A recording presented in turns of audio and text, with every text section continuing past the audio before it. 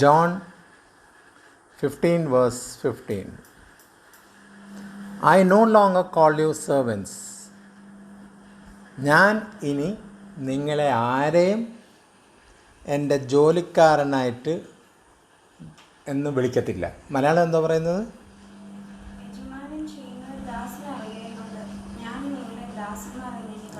ഞാൻ ഇനി നിങ്ങളെ ദാസന്മാരായിട്ട് ഇനി പറയില്ല എന്ന് വെച്ചാൽ നമ്മൾ ജോലിക്കാരല്ല. നമ്മൾ ആ രീതിയിൽ സംബോധന ചെയ്യുന്നില്ല. നമ്മൾ പറയും അതോ ജോലിക്കാരി വന്നു എന്ന് പറയുമ്പോൾ അതിനൊരു ഇമ്പോർട്ടൻ്റ് കൊടുക്കാതെ വരുന്നു. നമ്മൾ അപ്പുറത്തെ സാറ് വന്നു എന്ന് പറയുമ്പോൾ കുറച്ചുകൂടെ ഇമ്പോർട്ടൻ്റ് കൊടുക്കുന്നു. അപ്പോൾ ഇമ്പോർട്ടൻ്റ് ഇല്ലാതെ അതുകൊണ്ട് ആ സംബോധന ഞാൻ ചെയ്യുന്നില്ല. അപ്പോൾ അത് ചെയ്യുന്നില്ലെന്ന് പറയുമ്പോൾ തന്നെ നമുക്കൊരു കർത്താവ് നമ്മളെ കുറച്ചുകൂടെ ഗ്രേഡോടുകൂടിയാണ് നോക്കുന്നത്. അപ്പോൾ ആ ഗ്രേഡിൻ്റെ അളവ് എങ്ങനെയാണ്? ഇപ്പോൾ ഇവിടെ പറയുന്നത് എന്താണ്? I no longer call you servants because, കാരണം a servant does not know his master's business. കാരണം അങ്ങനെ ജോലിയുള്ള ആൾക്കാർ, ജോലിക്കാരനോ വന്ന് തരുന്ന അവർക്ക് ആ യജമാനൻ്റെ കാര്യങ്ങളൊന്നും അറിയില്ല. ഇവിടെ ഒരു ജോലിക്കാരി വന്നിരുന്നു, ഇവിടെ അലമറയിൽ എന്ത് വെച്ചിരിക്കുന്നു, ഇവിടെ നമ്മൾ എന്തൊക്കെ ചിന്തിച്ചു, നമ്മൾ ഏത് രീതിയിൽ പോകണം, നമ്മുടെ ബാക്കി കാര്യങ്ങളൊന്നും അറിയില്ല. അവർ വന്ന് അവരുടെ ജോലി ചെയ്യുക, കൂലി വാങ്ങിക്കുക, അവരുടെ സ്ഥലം വിടുക. അതേ കണക്ക് ഇവിടെയും പറയുന്നത് എന്താ? Because the servant does not know his master's business. കാരണം സെർവൻസിന് മാസ്റ്ററിന്, യജമാനൻ്റെ ബിസിനസ്സിനെ പറ്റി ഒരു ABCD അറിയില്ല. Instead I have called you friends. ഞാൻ അതിന് പകരം ഞാൻ നിങ്ങളെ വിളിക്കുന്നത് എന്താണ്? സ്നേഹിതന്മാരെന്ന് പറഞ്ഞിട്ട്. അപ്പോൾ ഞാൻ ആലോചിക്കുകയാണ്, കർത്താവ് നമ്മളെ സ്നേഹിതന്മാരായിട്ട് വിളിക്കുമ്പോൾ ഞാൻ എൻ്റെ മനസ്സിൽ പോണതിന് അങ്ങനെ വിളിച്ചാൽ പറ്റില്ല. എന്നെ പ്രിയപുത്രനായിട്ട് വിളിക്കണം. അതിനേക്കാളും വലുതൊന്നുമില്ലല്ലോ. അപ്പോൾ എൻ്റെ ആഗ്രഹം അതാണ്. പുത്രനെന്ന് വിളിച്ചാലും പറ്റത്തില്ല, പ്രിയപുത്രനായിട്ട് വിളിക്കണം. അപ്പോൾ ഇവിടെ വചനം പറയുന്നത് എന്താണ്? Instead I have called you friends. ഞാൻ നിങ്ങളെ കൂട്ടുകാരൻ. അപ്പോൾ കൂട്ടുകാരാണെങ്കിലും എല്ലാം തുറന്ന് പറയത്തില്ല, പക്ഷേ എല്ലാം പറയുകയും ചെയ്യും. പക്ഷെ കൂട്ടുകാരന്മാർ ഇങ്ങോട്ട്, കർത്താവ് കൂട്ടുകാരനായിട്ട് നമ്മളെ സ്നേഹിച്ചു കൊണ്ടുവരുന്നെങ്കിലും നമ്മൾ കൂട്ടുകാരായതുകൊണ്ട് കൂട്ടുകാരൻ്റെ ഭാഗത്ത് നിൽക്കുന്നത് നമ്മൾ ഇടയ്ക്ക് തള്ളിപ്പറയുകയും ചെയ്യും, അല്ലെങ്കിൽ നമ്മൾ ആ കൂട്ടിൽ നിന്ന് പിന്മാറുകയും ചെയ്യും. അപ്പോൾ നമ്മൾ കൂടുകയും ചെയ്യും, ഇടയ്ക്ക് പിണക്കം വരുമ്പോൾ പിന്മാറുകയും ചെയ്യും. അപ്പോൾ അതാണ് നമ്മുടെ കൂട്ടുകൾ. കർത്താവ് നമ്മളെ കൂട്ടുകാരായിട്ട്, ഞാൻ പോകുന്നിടത്തൊക്കെ നിങ്ങൾ വാ, ഞാൻ കളിക്കുന്നിടത്തൊക്കെ നിങ്ങൾ കളിക്കുക, ഞാൻ റെസ്റ്റോറൻറ്റിൽ പോയി ഫുഡ് കഴിക്കുമ്പോൾ നിങ്ങളും കൂടെ വാ എന്ന് പറയുന്ന സ്ഥാനത്ത് ഇടയ്ക്ക് ഒരു ചെറിയ സംസാരത്തിലോ കാര്യത്തിലോ വിട്ടുവീഴ്ച ഇല്ലാത്ത രീതിയിൽ വന്നു തീർന്നാൽ ആ കൂട്ടുകാരന്മാർ പിണങ്ങും. അതാണ് നമ്മുടെയൊക്കെ. പക്ഷെ കർത്താവ് പറയുന്ന ഉദ്ദേശം വേറെയാണ്. ഞാൻ എന്തെല്ലാം എനിക്ക് വേണ്ടി ചെയ്യുന്നു അത് എൻ്റെ കൂട്ടുകാരന്മാർക്കും കൊടുക്കും. ഞാൻ എന്തെല്ലാം കഴിക്കുന്നോ അതും എൻ്റെ കൂട്ടുകാരന്മാർക്കും കൊടുക്കും. അപ്പോൾ ആ ലെവലിലുള്ള കൂട്ടുകാരനെയാണ് സ്നേഹിതൻ എന്ന് വിളിക്കുന്നത്. പക്ഷെ നമ്മൾ അതാണോ? നമുക്ക് എല്ലാം പോസിറ്റീവായിട്ട് വരണം.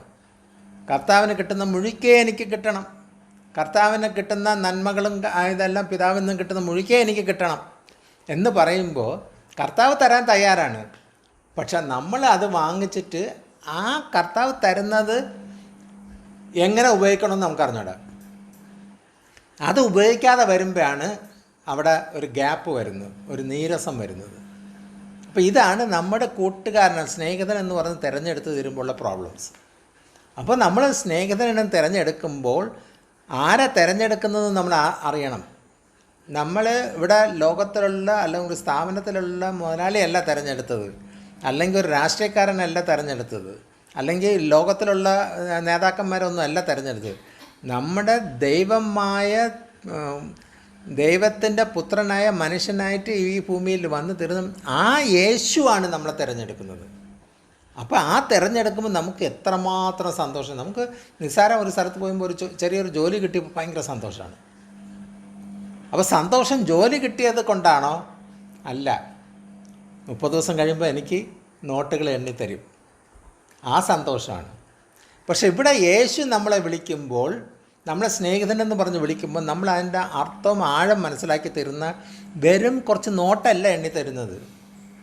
നമ്മൾ ചിന്തിക്കുമ്പോൾ തന്നെ, നമ്മൾ മുട്ടുകുത്തുമ്പോൾ തന്നെ അറിയുന്ന കർത്താവ് നമ്മുടെ ആവശ്യം ഇന്നതെന്ന് നേരത്തെ മുൻകൂട്ടി അറിഞ്ഞുകൊണ്ട് ചെയ്യുന്ന ഒരു ദൈവത്തിനെയാണ് നമ്മൾ സേവിക്കുന്നത്. ആ ദൈവമാണ് നമ്മളെ വിളിക്കുന്നത്. അപ്പോൾ ആ സന്തോഷത്തിൽ വേണം നമ്മൾ തുള്ളിച്ചാടി മുമ്പോട്ട് പോകാനുള്ളതിന്. അതിന് നമ്മൾ അങ്ങനെയാണോ? അങ്ങനെ പറഞ്ഞു. നമ്മൾ ഇന്നലെ ഞാൻ സംസാരിച്ചപ്പോൾ ഞാൻ പറഞ്ഞു, നമ്മൾ അതിൻ്റെ ആഴം മനസ്സിലാവുന്നില്ല. ഈ വചനമൊക്കെ സംസാരിക്കുമ്പോൾ ഞാനിപ്പോൾ ആലോചിക്കുകയാണ്, എനിക്ക് ഈ ആഴമെന്ന് അറിഞ്ഞൂടെ. ഇവിടെ സംസാരിക്കുമ്പോഴാണ് ഞാൻ ആഴത്തിൽ പോകാൻ വേണ്ടി ആത്മാവ് പ്രേരിപ്പിക്കുന്നുണ്ട്, ആഴത്തു നിന്ന് മുത്തുകൾ പിറക്കി കൊടുക്കുന്നത്. അപ്പോൾ പിറക്കി നിങ്ങൾക്ക് തരുമ്പോൾ ഞാനും ഒന്ന് എടുക്കുകയാണ്. അപ്പോൾ അത് എനിക്കും മനസ്സിലാവുന്നു. അപ്പോൾ ആഴം എത്രയാണ്, കർത്താവിൻ്റെ ആഴം എത്രയാണ്. ആ കർത്താവാണ് എന്നെ തിരഞ്ഞെടുക്കുന്നത്, സ്നേഹിതനായിട്ട് തിരഞ്ഞെടുക്കുന്നു. പ്രിയപുത്രനായിട്ടും പുത്രന്മാരുമായിട്ടൊന്നല്ല തിരഞ്ഞെടുത്തത്, സ്നേഹിതനായിട്ടാണ്. പുത്രനായിട്ട് തിരഞ്ഞെടുത്തില്ലെങ്കിൽ ഇടയ്ക്കിടയ്ക്ക് അടിയും തന്ന് പിടിച്ച് വീട്ടിൻ്റെ അകത്ത് ഇരുത്തും. കാരണം സ്നേഹം കൊണ്ടാണ്. പ്രിയപുത്രനാണെങ്കിൽ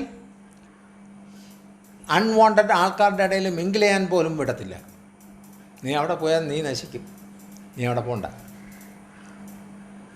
അപ്പോൾ ഇവിടെ സ്നേഹിതനായിട്ട് മാത്രമേ തിരഞ്ഞെടുക്കുന്നുള്ളൂ. അപ്പോൾ അതിന് ലിമിറ്റുണ്ട്. അപ്പോൾ പിന്നെ പറയുന്നത് എന്താണ്? നമുക്ക് 15-ാമത്തെ 1-ാമത്തെ വാക്യം മുതൽ വായിക്കാം. ഞാൻ സാക്ഷാൽ മുന്തിരിവള്ളി, എൻ്റെ പിതാവ് തോട്ടക്കാരനാകുന്നു. അപ്പോൾ പിതാവ് തോട്ടക്കാരൻ. നമ്മളിപ്പോൾ വിചാരിക്കും എന്താ ജോലി? ഞാൻ കൃഷിയാണ്. ഈ കൃഷി എന്ന് പറയുമ്പോൾ ഒരു പുച്ഛം കണക്കാണ് ഇവിടെ മലയാളികളുടെ ഇടയിൽ. പക്ഷെ നോർത്ത് ഇന്ത്യയിൽ കൃഷി ചെയ്യുന്നത് അവൻ ഭൂസ്വത്തിൻ്റെ ഉടമയാണ്. അവൻ ഏക്കർ കണക്കിന് ട്രാക്ടറും കാര്യങ്ങളൊക്കെ ഉണ്ടാവും, മുതലാളിമാരാണ്. പക്ഷെ ഇവിടെ നമ്മൾ വായിക്കുന്നത് I am the true vine and my father is the gardener. എൻ്റെ പിതാവ് അതിൻ്റെ തോട്ടക്കാരൻ. തോട്ടക്കാരൻ്റെ ജോലി എന്താ? ഇത് നട്ട് വളർത്താൻ വേണ്ടി അത് വളർന്ന് ഫലം കായ്ക്കുന്നവർ സൂക്ഷിച്ച് അതിന് വളം കൊടുക്കും, അതിന് വെള്ളം കൊടുക്കും, അതിന് കാവൽക്കാരനെ നിർത്തും, ഇതെല്ലാം ചെയ്യുന്നു. അയാൾ പൈസ മുടക്കിയിട്ടാണ് ഇതൊക്കെ ചെയ്തുകൊണ്ടിരിക്കുന്നത്. അയാൾ അത്രമാത്രം ശ്രമിക്കും. കാരണം ഞാൻ എൻ്റെ പൈസ മുടക്കി ഞാനൊരു വിത്ത് അവിടെ ഇട്ടു, ആ വിത്ത് വളർന്ന് വരുമ്പോൾ, മഴ വരുമ്പോൾ ഞാൻ അതിന് ഷെയ്ഡ് കൊടുത്തു, അല്ലെങ്കിൽ ആനകൾ വന്ന് അതിനെ നശിപ്പിക്കാതിരിക്കാൻ വേണ്ടി ഞാൻ സെക്യൂരിറ്റിയൊക്കെ നിർത്തി, ഇതൊക്കെ വെച്ച്. അപ്പോൾ തോട്ടക്കാരൻ, ആ തോട്ടക്കാരൻ ആരാ? സ്വർഗത്തിലെ പിതാവായ ദൈവമാണ്. ആ ദൈവം നോക്കുന്ന ആരാ? ഞാൻ മുന്തിരിവള്ളിയാവുന്നു. പുത്രനായ ദൈവം അവിടെ യേശു പറയുന്നത് ഞാൻ മുന്തിരിവള്ളിയാവുന്നു. And my father is a gardener, he cuts off every branch. അപ്പോൾ ആ ബ്രാഞ്ചിൽ ഇങ്ങനെ വരുമ്പോൾ ഒത്തിരി വാടിയും കുഴഞ്ഞുമൊക്കെ വരുന്നതിനൊക്കെ നന്നായിട്ട് വെട്ടിക്കളയും. കാരണം എന്താ പറയുക, മറ്റൊന്ന് ചീത്തയാവാതിരിക്കാണ്ട്. അപ്പോൾ വെട്ടിക്കളയാൻ വേണ്ടി നമ്മൾ വിട്ട് കൊടുക്കണം.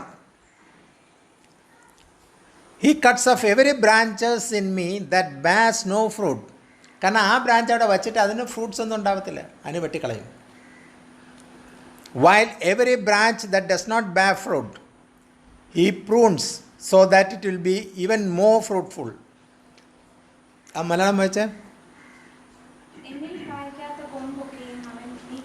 എന്നിൽ കായ്ക്കാത്ത കൊമ്പുകൾ അത്രയും നീക്കിക്കളയും. അപ്പോൾ വേദനിക്കും.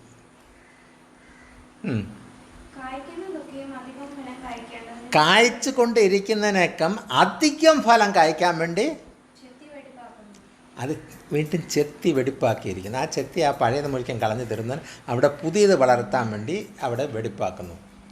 അടുത്ത്, ഞാൻ നിങ്ങളോട് ഇതുവരെ സംസാരിച്ച വചനം നിമിത്തം നിങ്ങൾ ഇപ്പോഴും ശുദ്ധിയുള്ളവരായി. അപ്പോൾ ഞാൻ ആലോചിക്കാണ്, ഈ വചനങ്ങളൊക്കെ ഗ്രഹിച്ചോ, ആഴത്തിൽ നിങ്ങൾ പോയോ, അതൊക്കെ മനസ്സിലാക്കിയോ, നിങ്ങൾ ശുദ്ധീകരിച്ചവരാണോ? നമ്മൾ ചുമ്മാ ആ ഒരു ചോദ്യം പറയുന്നത് ഞാൻ ശുദ്ധീകരിച്ചു, അത് മനുഷ്യനിലുള്ള ഒരു ഇതാണ്. പക്ഷെ നമ്മൾ ദൈവമക്കളായിട്ട് ഇവിടെ പറഞ്ഞത് എന്താണ്? ഞങ്ങൾ നിങ്ങളെ തിരഞ്ഞെടുത്തത് എങ്ങനെയാണ്? സ്നേഹിതന്മാരായിട്ട് തിരഞ്ഞെടുത്തിരുന്നപ്പോൾ ആ സ്നേഹിതനടുത്ത് ചോദിക്കുമ്പോൾ ആത്മാർത്ഥമായിട്ടുള്ള മറുപടി വേണ്ടത്. അപ്പോൾ ആ ആത്മാർത്ഥം മറുപടി ഏതിനു വേണ്ടിയാണ്?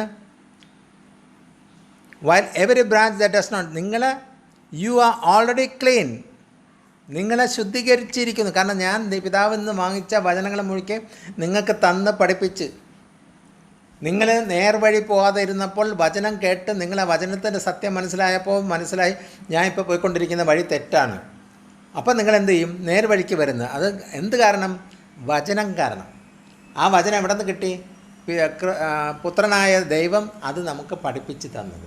പുത്രൻ പറയുന്നത് അത് എൻ്റെ കയ്യിൽ നിന്നുള്ളതല്ല, അത് പിതാവായ ദൈവം എനിക്ക് തന്നത്, ഞാൻ നിങ്ങളുടെ അടുത്ത് തന്നു, നിങ്ങൾ പഠിച്ചു. അത് കാരണം നിങ്ങൾ ശുദ്ധീകരിക്കപ്പെട്ടു. കാരണം നിങ്ങൾ പഠിച്ചപ്പോൾ നിങ്ങളത് പ്രവൃത്തിയിലാക്കിയപ്പോഴാണ് ശുദ്ധീകരിക്കുന്നത്.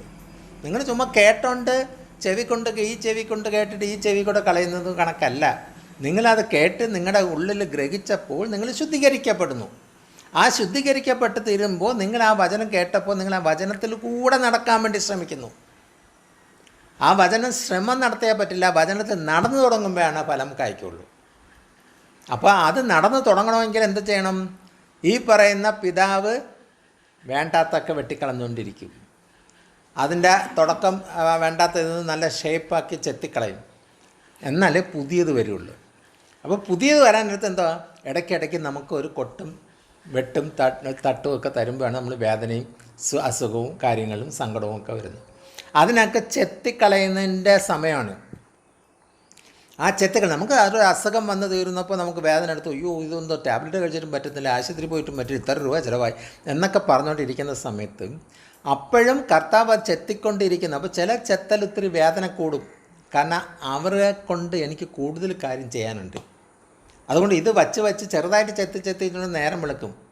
അതുകൊണ്ട് കൂടുതൽ ചെത്തി കളഞ്ഞ് തീരുമ്പോൾ പെട്ടെന്ന് ഇത് കളഞ്ഞു തീർന്നിട്ട്, കാരണം ആ ജീവൻ കൊടുത്തതും ജീവൻ എടുക്കുന്നതും പിതാവായ ദൈവത്തിന് മാത്രമേ പറ്റുള്ളൂ. അപ്പോൾ ചെത്തുമ്പോൾ ദൈവത്തിനറിയാം ഞാൻ ജീവൻ എടുക്കാനല്ല ചെത്തുന്നത്, ഞാൻ നല്ലതാക്കാൻ വേണ്ടിയാണ്, കൂടുതൽ ഫലം കായ്ക്കാൻ വേണ്ടിയാണ് ഞാൻ ചെത്തുന്നത്. അപ്പോൾ ആ ചെത്ത് വേദന എടുക്കും. അപ്പോൾ നമ്മൾ പ്രാർത്ഥിക്കുന്നത് എന്താണ്? ഞാൻ കർത്താവേ എനിക്ക് വേദന എടുക്കുന്നത് എനിക്ക് ഒക്കുന്നില്ല, ഞാൻ ഈ രോഗമായിട്ട് ഇങ്ങനെ നടക്കാൻ പറ്റുന്നില്ല എന്ന് പറഞ്ഞുകൊണ്ടിരിക്കുന്ന സമയത്ത് ആ രോഗത്തിന് അത്ഭുതകരമായ വിടുതൽ നടക്കുന്ന സമയത്താണ് ദൈവത്തിൻ്റെ രുചി നമ്മൾ മനസ്സിലാക്കുന്നത്. പിതാവായ ദൈവം നമ്മളെ എത്രമാത്രം കരുതുന്നത് നമുക്ക് മനസ്സിലാവുന്നത്. നമ്മുടെ വീട്ടിലൊരു കുഞ്ഞുങ്ങൾക്ക് എന്തെങ്കിലും അസുഖമോ കാര്യങ്ങളോ, ആർക്ക് അസുഖം വന്നാൽ നമ്മൾ ഉടനെ ആശുപത്രി കൊണ്ടുപോകണം, അവിടെ കൊണ്ടുപോയി മരുന്നൊക്കെ വാങ്ങിച്ച് കൊടുത്തെല്ലാം വരുമ്പോൾ ആ അറ്റാച്ച്മെൻറ്റ് നമുക്ക് മനസ്സിലാവും. അതേ കണക്ക് നമ്മൾ ഇതിൽ പറയുന്നത് he cuts off every branches in me, എന്നിലുള്ള എല്ലാ കവരങ്ങളും വെട്ടിക്കളയും. That bears no fruit, fruits ഒന്നും വരാത്ത അതിനെയാണ് വെട്ടിക്കളയുന്നത്.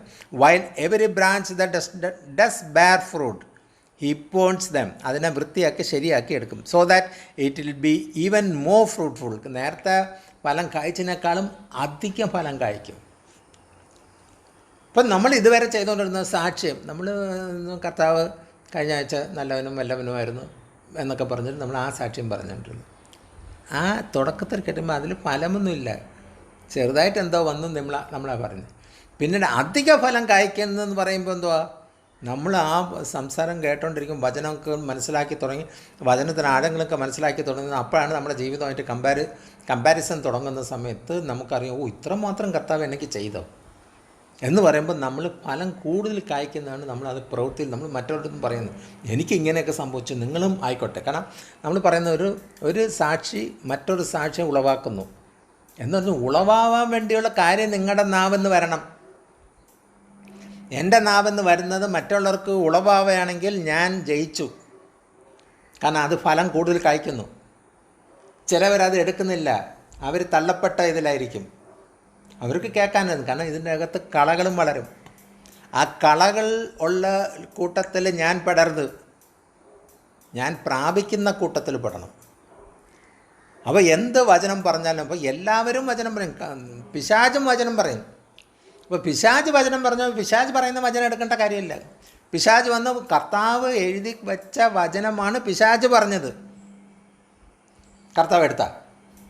കർത്താവ് തന്നെ വചനം എഴുതി വെച്ചു റെഡിയാക്കി എല്ലാം ചെയ്തത്. പിതാവായ ദൈവം ആ വചനം കൊടുത്തിട്ട് അത് നമ്മളെ പഠിപ്പിക്കുന്നുണ്ട്.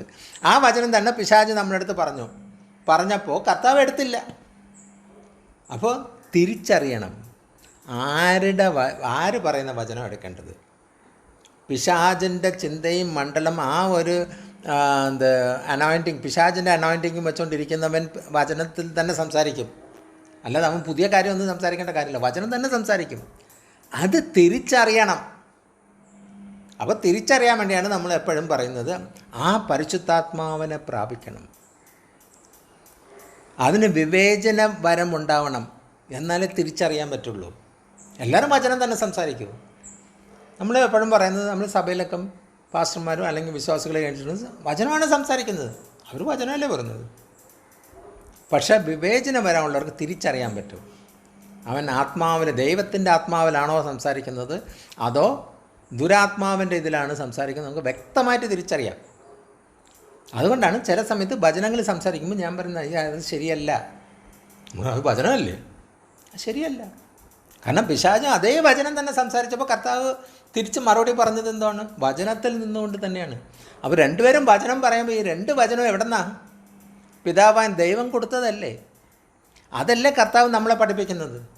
അപ്പോൾ പിന്നെ നമ്മൾ പിശാച് പറഞ്ഞാലും വചനമല്ലേ, അപ്പോൾ എടുക്കണ്ടേ? പിശാച് പറഞ്ഞ വചനം എടുക്കാനല്ല പറയുന്നത്, കർത്താവ് പഠിപ്പിക്കുന്ന വചനം. അങ്ങനെ പിശാച് പറയുന്ന വചനങ്ങളൊക്കെ എടുക്കുന്നതാണ് ചെത്തിക്കളയുന്നത്. അതൊന്നും നിനക്ക് ആവശ്യമുള്ളതല്ല, അത് ചെത്തിക്കളഞ്ഞു. അത് വേറെ പുതിയ ഇരട്ടി മധുരിക്കുന്ന ഫലങ്ങൾ കഴിക്കാൻ വേണ്ടി ആ വചനം തരുന്നത്. അപ്പോൾ ഇതാണ് ഇതിപ്പോൾ നമ്മൾ വിചാരിക്കും ഇങ്ങനെയൊക്കെ പറയുമ്പോഴാണ് കർത്താവ് ഇത് പറഞ്ഞുകൊണ്ടിരുന്നപ്പോഴാണ് ശിഷ്യന്മാർ പറഞ്ഞു, ഓ ഇത് ഇത്തിരി പാടാണല്ലോ, ഇതൊക്കെ എങ്ങനെ ഇത് മനസ്സിലാകത്തുമില്ല, പിന്നെ അത് കഴിഞ്ഞ് ഇത് മനസ്സിലായില്ലെങ്കിൽ ഞങ്ങൾ നരകത്തിൽ പോകുന്നു, ഇതെങ്ങനെയാണ് ഒക്കുന്നത്, ഇതിപ്പോൾ എങ്ങനെ അറിയും? പിശാച് തരുന്ന വചനമാണോ അതോ ദൈവത്തിൻ്റെ ആത്മാവ് തരുന്ന വചനമാണോ എന്ന് എങ്ങനെ തിരിച്ചറിയും? അപ്പോൾ അതിനു വേണ്ടി നമ്മൾ ചെയ്യേണ്ട കാര്യമാണ് കർത്താവ് പറഞ്ഞത്.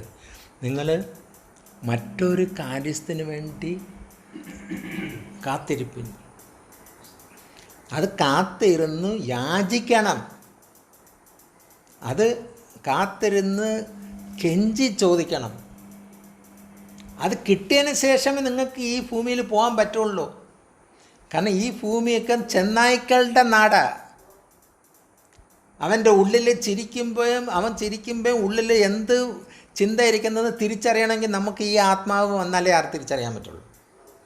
അല്ല നമ്മൾ അയ്യോ അയാൾ ഇത്ര പാവമായിട്ട് ഇത് പറഞ്ഞില്ല അപ്പുറത്തോട്ട്, അയാൾ വന്ന് മാപ്പ് പറഞ്ഞ കണക്ക് വന്നില്ലേ, അയാൾ വന്നിട്ട് പറഞ്ഞ് ഇനി ഞാൻ ചെയ്യത്തില്ല, ഞങ്ങളിങ്ങനെ മാറ്റാം, ക്ഷമിക്കണം, ഞങ്ങൾ ജീവിക്കണം. അപ്പോൾ നമ്മൾ ആത്മീയ മക്കളെന്ന് പറയുമ്പോൾ അങ്ങനത്തെ വാക്കുകൾ കേൾക്കുമ്പോൾ നമ്മളത് അക്സെപ്റ്റ് ചെയ്യണം, ശരിയാണ്. പക്ഷെ അറിയണം അത് ഏത് തൊണ്ടയിൽ നിന്നാണ് വരുന്നതെന്ന്, ഏത് ഉദ്ദേശത്തു നിന്നാണ് വരുന്നതെന്ന് നമ്മൾ തിരിച്ചറിയണം. അത് അറിയാൻ പറ്റുന്നില്ലെങ്കിൽ എൻ്റെ ജനം നശിച്ചു പോണു. കർത്താവ് പഠിപ്പിക്കുകയാണ് വചനം, എന്നിട്ടും പറയാണ് എൻ്റെ ജനം നശിച്ചു പോണു. അപ്പോൾ ഇവിടെ നമ്മളെ വിളിച്ചത് പുത്രനും പ്രിയപുത്രനുമായിട്ടല്ല വിളിച്ചത്, സ്നേഹിതനായിട്ടേ വിളിച്ചുള്ളൂ. അപ്പോൾ കുറച്ച് ഗ്യാപ്പ് കിടപ്പുണ്ട്. പുത്രനായിട്ട് വിളിച്ചാലോ കുറച്ചുകൂടെ പ്രിയപുത്രൻ എന്ന് വിളിച്ചു തരുന്നാലോ, പിന്നെ അതിൻ്റെ എൻലെസ്.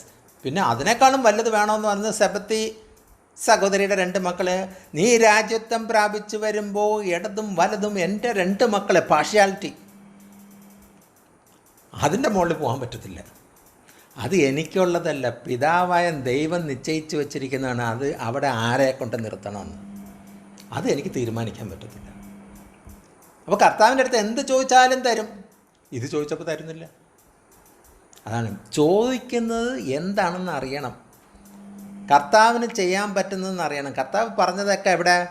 വചനത്തിൽ കൂടെ പറഞ്ഞ കാര്യങ്ങൾ നീ അനുസരിച്ച് അതനുസരിച്ചാണ് നീ ചുമട് വെച്ച് മുമ്പോട്ട് പോകുകയാണെങ്കിൽ നീ എൻ്റെ നാമത്തിൽ എന്ത് ചോദിച്ചാലും ഞാൻ തരും. അതും കർത്താവല്ല തരുന്നത്. കർത്താവ് നീ ചോദിക്കും, എൻ്റെ നാമത്തിൽ ചോദിക്കുമ്പോൾ എൻ്റെ പിതാവ് തരുമെന്നാണ്. കർത്താവിൻ്റെ പോക്കറ്റിലൊന്നുമില്ല. എൻ്റെ നാമത്തിൽ നീ ചോദിക്കണം, ചോദിച്ചു തരുന്നാൽ പിതാവ് നിങ്ങൾക്ക് തരും. കാരണം നമുക്ക് പിതാവിൻ്റെ അടുത്ത് നേരിട്ട് ചോദിക്കാൻ ഒക്കത്തില്ല. കാരണം അതിൻ്റെ പവർ അൺലിമിറ്റഡാണ്. മനുഷ്യനായ നമ്മൾ പുഴുക്കലാണ്. കർത്താവിൻ്റെ അടുത്ത് തന്നെ ചോദിക്കാൻ പറ്റത്തില്ല. പിന്നെ കർത്താവ് കൃപ ഉള്ള വ്യക്തിയും ഗ്രേസ് ഉള്ളത് കൊണ്ട് ക്ഷമിക്കുന്നു. അതുകൊണ്ടാണ് പറഞ്ഞത് എൻ്റെ നാമത്തിൽ നീ ചോദിച്ചോ, പക്ഷെ എൻ്റെ നാമാൽ കിടക്കുന്നത് കൊണ്ട് ശിക്ഷിക്കത്തില്ല. നീ ആരാ? യേശു പറഞ്ഞിട്ടാണ് ഞങ്ങളെന്ന്. ഓ ഇനി പറ കാര്യം. അപ്പോൾ എൻ്റെ നാമത്തിൽ നീ ചോദിക്കുമ്പോൾ ഞാൻ തരും. അപ്പോൾ ആ വ്യത്യാസം അവിടെ കിടക്കുന്നു. നേരിട്ട് പിതാവിൻ്റെ അടുത്ത് ചോദിച്ചിരുന്ന കർത്താവിനെയും തള്ളി, പരിശുദ്ധാത്മാവിനെയും തള്ളി, കർത്താവിൻ്റെ അടുത്ത് ചോദിക്കാൻ നീ അങ്ങനെ അങ്ങ് കയറി പോകണമെന്നോ, വാങ്ങിച്ചോ, കിട്ടും, പ്രൊവൈഡഡ്. അതിവിശുദ്ധമായിരിക്കണം. കാരണം അതിവിശുദ്ധമായ ദൈവത്തിൻ്റെ സന്നിധി നേരിട്ട് പോവുകയാണെങ്കിൽ നമ്മൾ അതിവിശുദ്ധമായ ആളായിരിക്കണം. നമ്മൾ അതിവിശുദ്ധവുമില്ല വിശുദ്ധവുമില്ല. മനു പറയുന്ന കണക്ക് അങ്കമാലി സഭയിൽ ഒരാൾ പ്രാർത്ഥിക്കുമ്പോൾ ഈ നാറി എന്നൊക്കെ പറഞ്ഞിട്ട് വാക്കുകൾ ഉപയോഗിച്ച് പ്രാർത്ഥിച്ചത്, അതിനേക്കാളും ഗതികെട്ടാണ് നമ്മളിരിക്കുന്നത്. നമ്മൾക്ക് ദൈവത്തിൻ്റെ അടുത്ത് എവിടെയായിട്ട് പോകാൻ ചിന്തിക്കാൻ പോലും ഒക്കത്തില്ല. പക്ഷെ കർത്താവിൻ്റെ നമ്മൾ ക്ഷമിക്കുന്ന കർത്താവ്, ഗ്രേസ് ആയതുകൊണ്ട്, ക്ഷമ തരുന്ന കൊണ്ട്, നമ്മളെ ചെത്തി വെട്ടി കളയുന്ന സ്ഥാനത്ത് കർത്താവ് പിതാവിൻ്റെ അടുത്ത് പറയാണ്, വെട്ടിക്കളയല്ലേ, ഞാൻ വീണ്ടും അതിനെ കൊണ്ടുവരാം, ഞാൻ വീണ്ടും അതിനെ ശരിയാക്കി കൊണ്ടുവരാം എന്ന് പറയുന്നത് യേശു അത്രേ. അപ്പോൾ ഇവിടെ വായിച്ചത് എന്താണ്? Branches that does bear fruit he prunes so that it will be even more fruitful. മൂന്നാമത്തെ വാക്യം,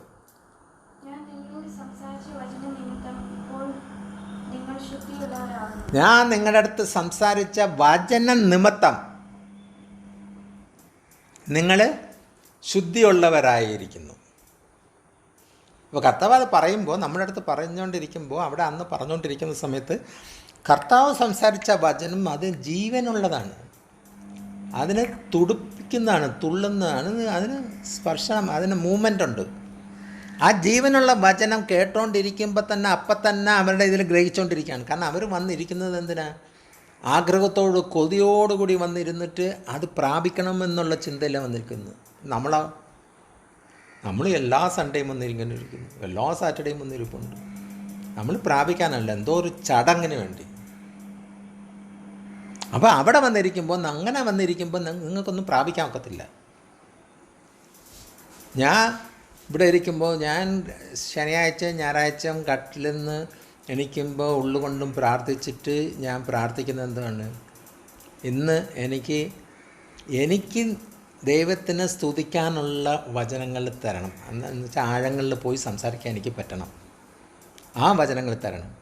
ഞാൻ സംസാരിക്കുമ്പോൾ, അല്ലെങ്കിൽ ആ വചനം സംസാരിക്കുമ്പോൾ കേൾക്കുന്നവരും സന്തോഷിക്കുന്നവരായിരിക്കണം.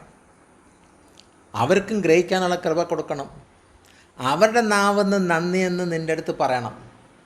അപ്പോൾ നമ്മളെല്ലാം കൂടെ ദൈവത്തിന് സ്തുതിക്കുന്ന ഒരവസരം വരുമ്പോൾ, ഈ ദൈവത്തിന് ആകെ കൂടി ഒരു പാർഷ്യാലിറ്റിയേ ഉള്ളൂ. ദൈവത്തിൻ്റെ സൃഷ്ടികളായ നമ്മൾ, നമ്മുടെ നാവിൻ്റെ തുമ്പത്തിൽ നിന്നും സ്തോത്രം എന്ന യാഗം മാത്രമേ ആവശ്യമുള്ളൂ. പണവും വേണ്ട, സ്വത്തും വേണ്ട, മെഴുകുതിരി കത്തിക്കുകയും വേണ്ട, ഒന്നും വേണ്ട. നിൻ്റെ നാവെന്ന് സ്തോത്രമെന്ന ഇത് മാത്രമേ കർത്താവ് ചോദിക്കുന്നുള്ളൂ. അതുവരെ നമുക്ക് കൊടുക്കാൻ പറ്റുന്നില്ല. നമ്മൾ കൊടുക്കുന്നത് മിഷൻ പറയുന്ന കണക്കാണ്, അല്ലാതെ ഉള്ളിൻ്റെ ഉള്ളിൽ നിന്നുള്ള സ്തുതിയല്ല നമ്മൾ കൊടുത്തുകൊണ്ടിരിക്കുന്നത്. നാലാമത്തെ വാക്യം, എന്നിൽ വസിപ്പിൻ, എന്നിൽ വസിപ്പിൻ, എൻ്റെ ഉള്ളത്തിൽ നിങ്ങൾ കയറി വാ, എന്നാൽ ഞാൻ നിങ്ങളിലും വസിക്കും. നിങ്ങൾ വരുന്നില്ല, നിങ്ങൾ വന്നിവിടെ ഇരിപ്പുണ്ട്. ബോഡി എവിടെ ഇരിക്കുന്നത്? മനസ്സോ ഹൃദയം എന്തോ എവിടെയോ ആണ്. നിങ്ങളുടെ ശരീരം ഇവിടെ ഉണ്ട്, ഹൃദയം എവിടെയാണ്? കാരണം നിങ്ങൾ വന്നിരുന്ന് ഇപ്പം നമ്മളിവിടെ സംസാരിച്ച് കൂടിപ്പോയാൽ എത്ര 15-20 മിനിറ്റായി. ഈ 20 മിനിറ്റ് കൊണ്ട് നിങ്ങൾ എത്ര പ്രാവശ്യം വേറെ ലോകചിന്തയിലോട്ട് പോയി? കേൾക്കുന്നുണ്ട്. അപ്പം നിങ്ങളുടെ ബോഡി എവിടെ ഇരിക്കുന്നത്? നിങ്ങളുടെ മനസ്സെവിടെ അല്ല. റിമൈൻ ഇൻ മീ, എന്നിൽ നിങ്ങൾ വസിക്കണം. വന്നിരിക്കുമ്പോൾ തന്നെ കർത്താവേ ഞാൻ നിൻ്റെ ഉള്ളിൽ വസിക്കണം. ആ ചിന്തയും ആ മനോഭാവത്തിൽ ഇരുന്നിട്ട് ഇന്ന് എനിക്ക് പ്രാപിക്കണം, നിന്നെ വ്യക്തമായിട്ട് രുചിച്ചറിയണം എന്ന് പറഞ്ഞിരിക്കുന്ന സമയത്ത് കർത്താവ് പറഞ്ഞു, as I also remain in you, ഞാൻ ആ സമയത്ത് നിങ്ങളുടെ ഉള്ളിലും ഇരിക്കും. No branch can bear fruit by itself. ഒരു കവരവും സ്വന്തമായിട്ട് ഫ്രൂട്ട്സ് ഉണ്ടാക്കാൻ പറ്റത്തില്ല. മലയാളം വായിച്ച്,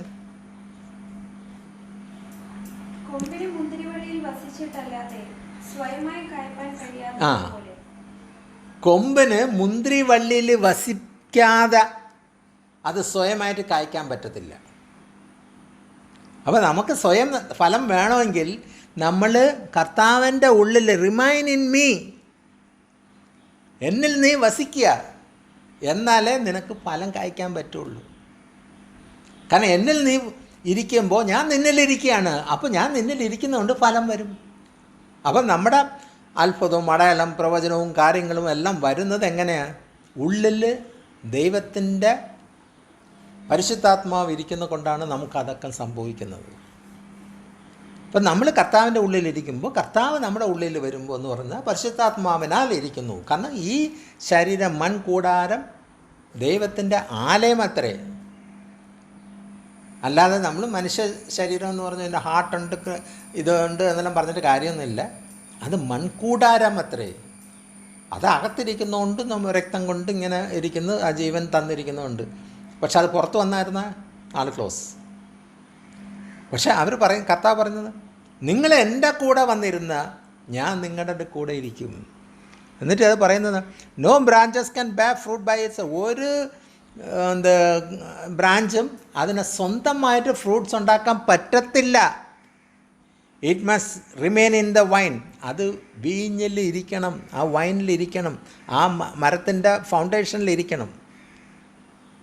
നിങ്ങൾക്ക് neither you can bear fruit unless you remain in. നിങ്ങൾക്ക് ഒരു ഫലവും കായ്ക്കാൻ പറ്റത്തില്ല. പക്ഷേ നിങ്ങൾ എന്നിൽ വസിക്കുകയാണെങ്കിൽ നിങ്ങൾക്ക് ഫലം കായ്ക്കാം. അപ്പം നിങ്ങളിൽ ഫലം കണ്ടില്ലെങ്കിൽ വിചാരിച്ചാണ് നിങ്ങൾ കർത്താവിൻ്റെ വസതിയിലല്ല ഇരിക്കുന്നത്. അപ്പോൾ തിരിച്ചറിയാൻ പറ്റും എളുപ്പം, ഞാൻ കർത്താവിൻ്റെ കൂടെ ആണോ എന്നറിയാൻ വേണ്ടി ഇവിടെ വ്യക്തമായിട്ട് നിങ്ങൾ എന്നിൽ ഇരുന്നില്ലെങ്കിൽ നിങ്ങൾക്ക് ഫലം കായ്ക്കാൻ പറ്റില്ല. ഇപ്പോൾ ഫലം എന്താ? ചുമ്മാ ഇരുന്ന് കാലത്ത് കഴിക്കുമ്പോൾ നോട്ട് കെട്ടുകൾ കയ്യിൽ വരുന്നതാണ് ഫലം. കർത്താവിൻ്റെ ഫലങ്ങളെല്ലാം സ്വർഗീയ ഫലങ്ങളാണ്. ഭൂമിയിലുള്ള പൈസയും കാര്യങ്ങളും രാജാവും മന്ത്രിമാരും എല്ലാം വിചാരിച്ചാലും കിട്ടാത്ത കാര്യമാണ് സ്വർഗത്തിൻ്റെ ഫലങ്ങൾ. അവരെത്ര കോടി കൊടുത്താലും ശരിയാണ്, സ്വർണം കൊടുത്താലും ശരിയാണ്, എല്ലാം കൊടുത്താലും ശരി, അതൊന്നും കിട്ടത്തില്ല. അത് ലോകത്തിലുള്ള സാധനങ്ങളെ കിട്ടുള്ളൂ. അവൻ മരിച്ച് അടക്കപ്പെട്ട് മരണം സംഭവിച്ച് തരുമ്പോൾ അവൻ ഈ സമ്പാദിച്ചതൊന്നും കൊണ്ടുപോകാനും പറ്റത്തില്ല.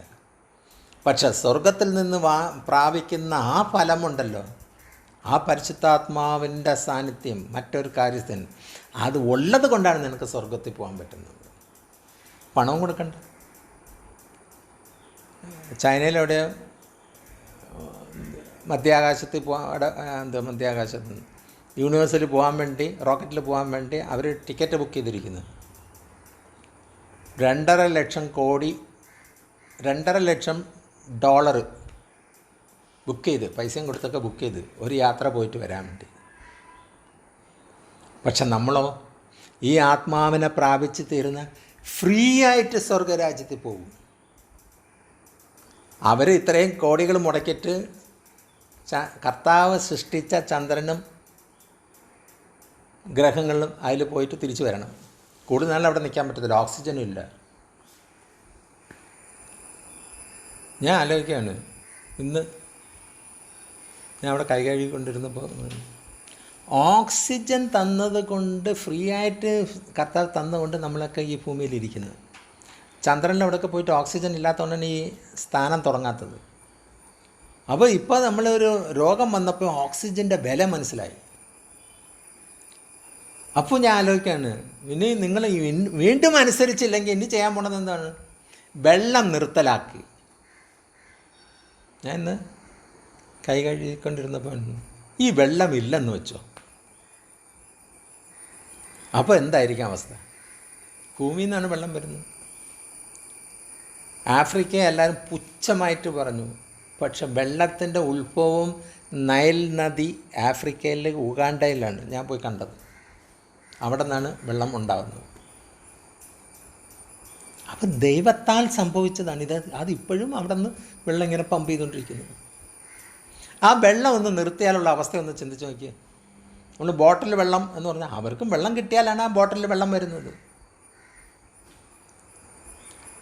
അപ്പോൾ ഇപ്പോൾ ഓക്സിജൻ ഉണ്ട്, പക്ഷെ രോഗം വന്നപ്പോൾ ഓക്സിജൻ തികയുന്നില്ല.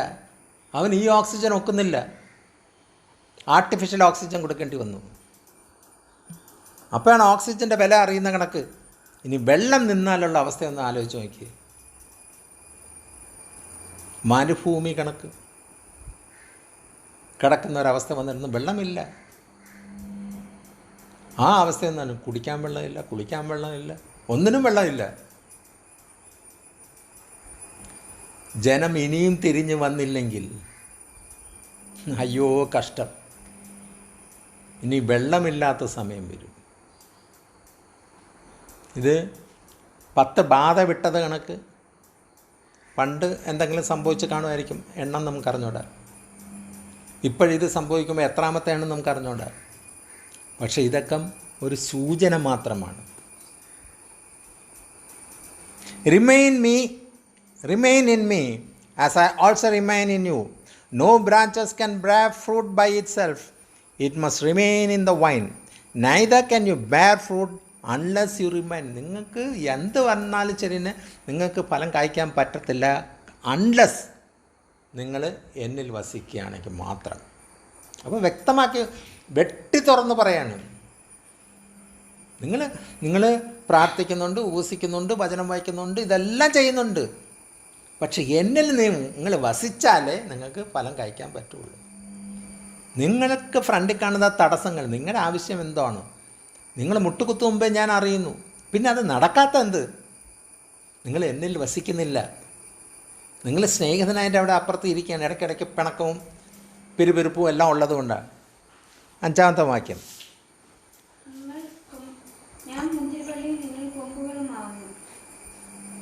ഞാൻ മുന്തിരിവള്ളി, I am the vine, you are the branches. നിങ്ങൾ അതിൻ്റെയൊക്കെ ഓരോ ശിഖരങ്ങൾ മാത്രമാണ്. If you remain in me, നിങ്ങൾ എന്നിൽ ഇരിക്കുകയാണെങ്കിൽ ഞാൻ നിങ്ങളിലും, you will bear much fruit, നിങ്ങൾ അധികം ഫ്രൂട്ട്സ് കായ്ക്കും. Apart from me you can do nothing, എന്നെ കൂടാതെ നിങ്ങൾക്ക് ഒന്നും ചെയ്യാൻ പറ്റില്ല. 6-ാമത്തെ വാക്യം. If you do not remain in me, നിങ്ങൾ എന്നിൽ വസിച്ചില്ലെങ്കിൽ, you are like a branch that is thrown away.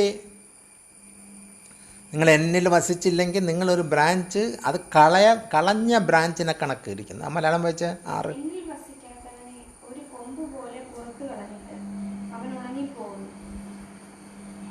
Throw into the fire and burned. അത് ഉണങ്ങിപ്പോയി, അതിനടുത്ത് വെളിയിൽ കളഞ്ഞതിന് ആൾക്കാർ എന്ത് തീയിലിടും. അപ്പോൾ എന്നിൽ വസിക്കാത്ത കൊണ്ടാണ് അത് ഉണങ്ങിപ്പോണത്. അപ്പോൾ നമ്മളിൽ കർത്താവിൽ വസിക്കണം, കർത്താവിൻ്റെ ആഴത്തിൽ ഇറങ്ങണം. നമ്മൾ ആ ഒരു വീക്ഷണത്തിൽ, ആ ഒരു ചിന്തയിൽ, ആ ഒരു സങ്കടത്തിൽ, അല്ലെങ്കിൽ ആ ഒരു ഇതിൽ യാചിച്ച് കർത്താവിൻ്റെ സന്നിധിയിൽ അകത്ത് കയറണം. അല്ലെങ്കിൽ ആ കൊമ്പ്, ആ മുന്തിരി വള്ളിയുടെ ഒരു ബ്രാഞ്ച് മാത്രമേ ഉള്ളൂ, അത് ഉണങ്ങിപ്പോകുമ്പോൾ എടുത്ത് കളയും. അത് ഉണങ്ങി തീരുമ്പോൾ അത് തീയിലിട്ട് അത് വെന്ത് പോവും. അപ്പോൾ എത്ര എക്സാമ്പിളായിട്ട് കൃത്യമായിട്ട് പറയും. If you remain in me, 7-ാമത്തെ വാക്യം, and my words remain in you, നിങ്ങൾ എന്നിൽ വസിക്കുകയാണെങ്കിൽ എൻ്റെ വചനങ്ങൾ നിങ്ങളിൽ വസിച്ചിരിക്കും.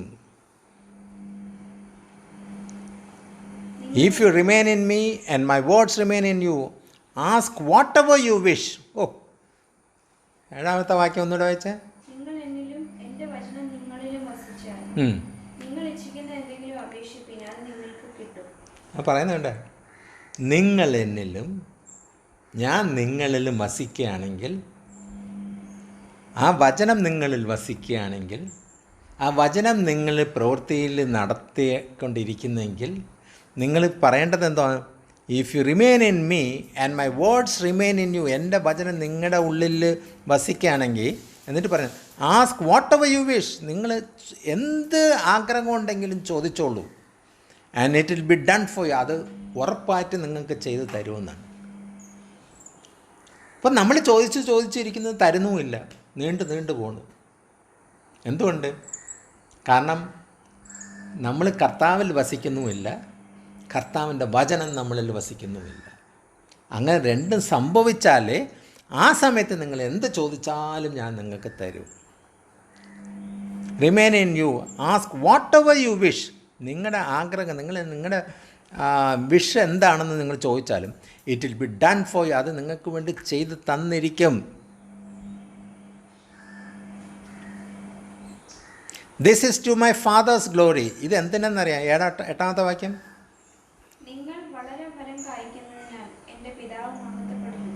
നിങ്ങൾ ഫലം കൂടുതൽ കായ്ക്കുമ്പോൾ ആരാ മഹത്വപ്പെടുന്നത്? പിതാവായ ദൈവമാണ് മഹത്വപ്പെടുന്നത്. കാരണം പിതാവ് കൊടുത്തയച്ച വചനം പുത്രനായ യേശു നമുക്ക് തന്നപ്പോൾ അത് നമ്മുടെ ഉള്ളിൽ വന്നു. എങ്ങനെ വന്നു?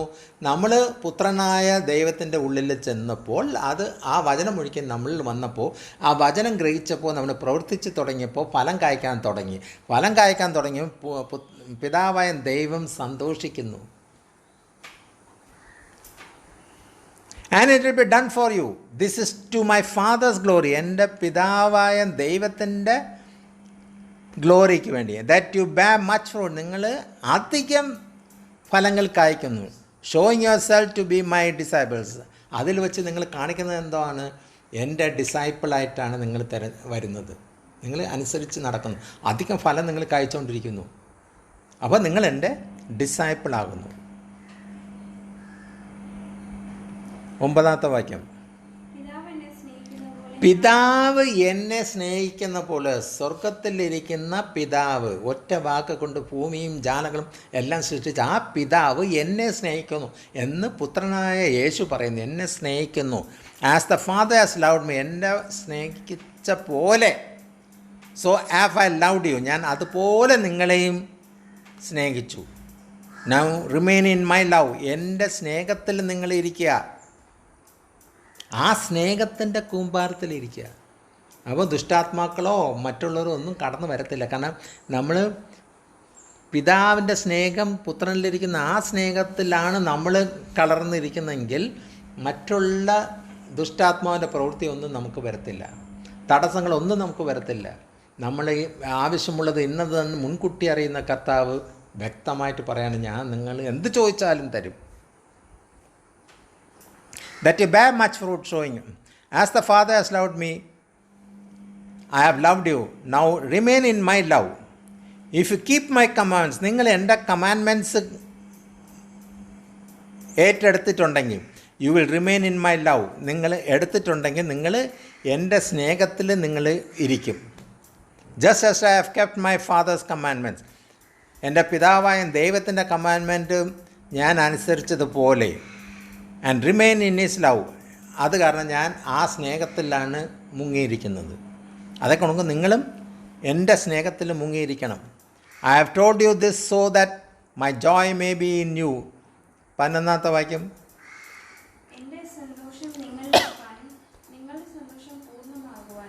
എൻ്റെ സന്തോഷം എങ്ങനെ? നിങ്ങളത് അനുസരിച്ച് എൻ്റെ സന്തോഷത്തിലിരിക്കുകയാണെങ്കിൽ നിങ്ങളുടെ സന്തോഷം പൂർണ്ണമാവാൻ വേണ്ടി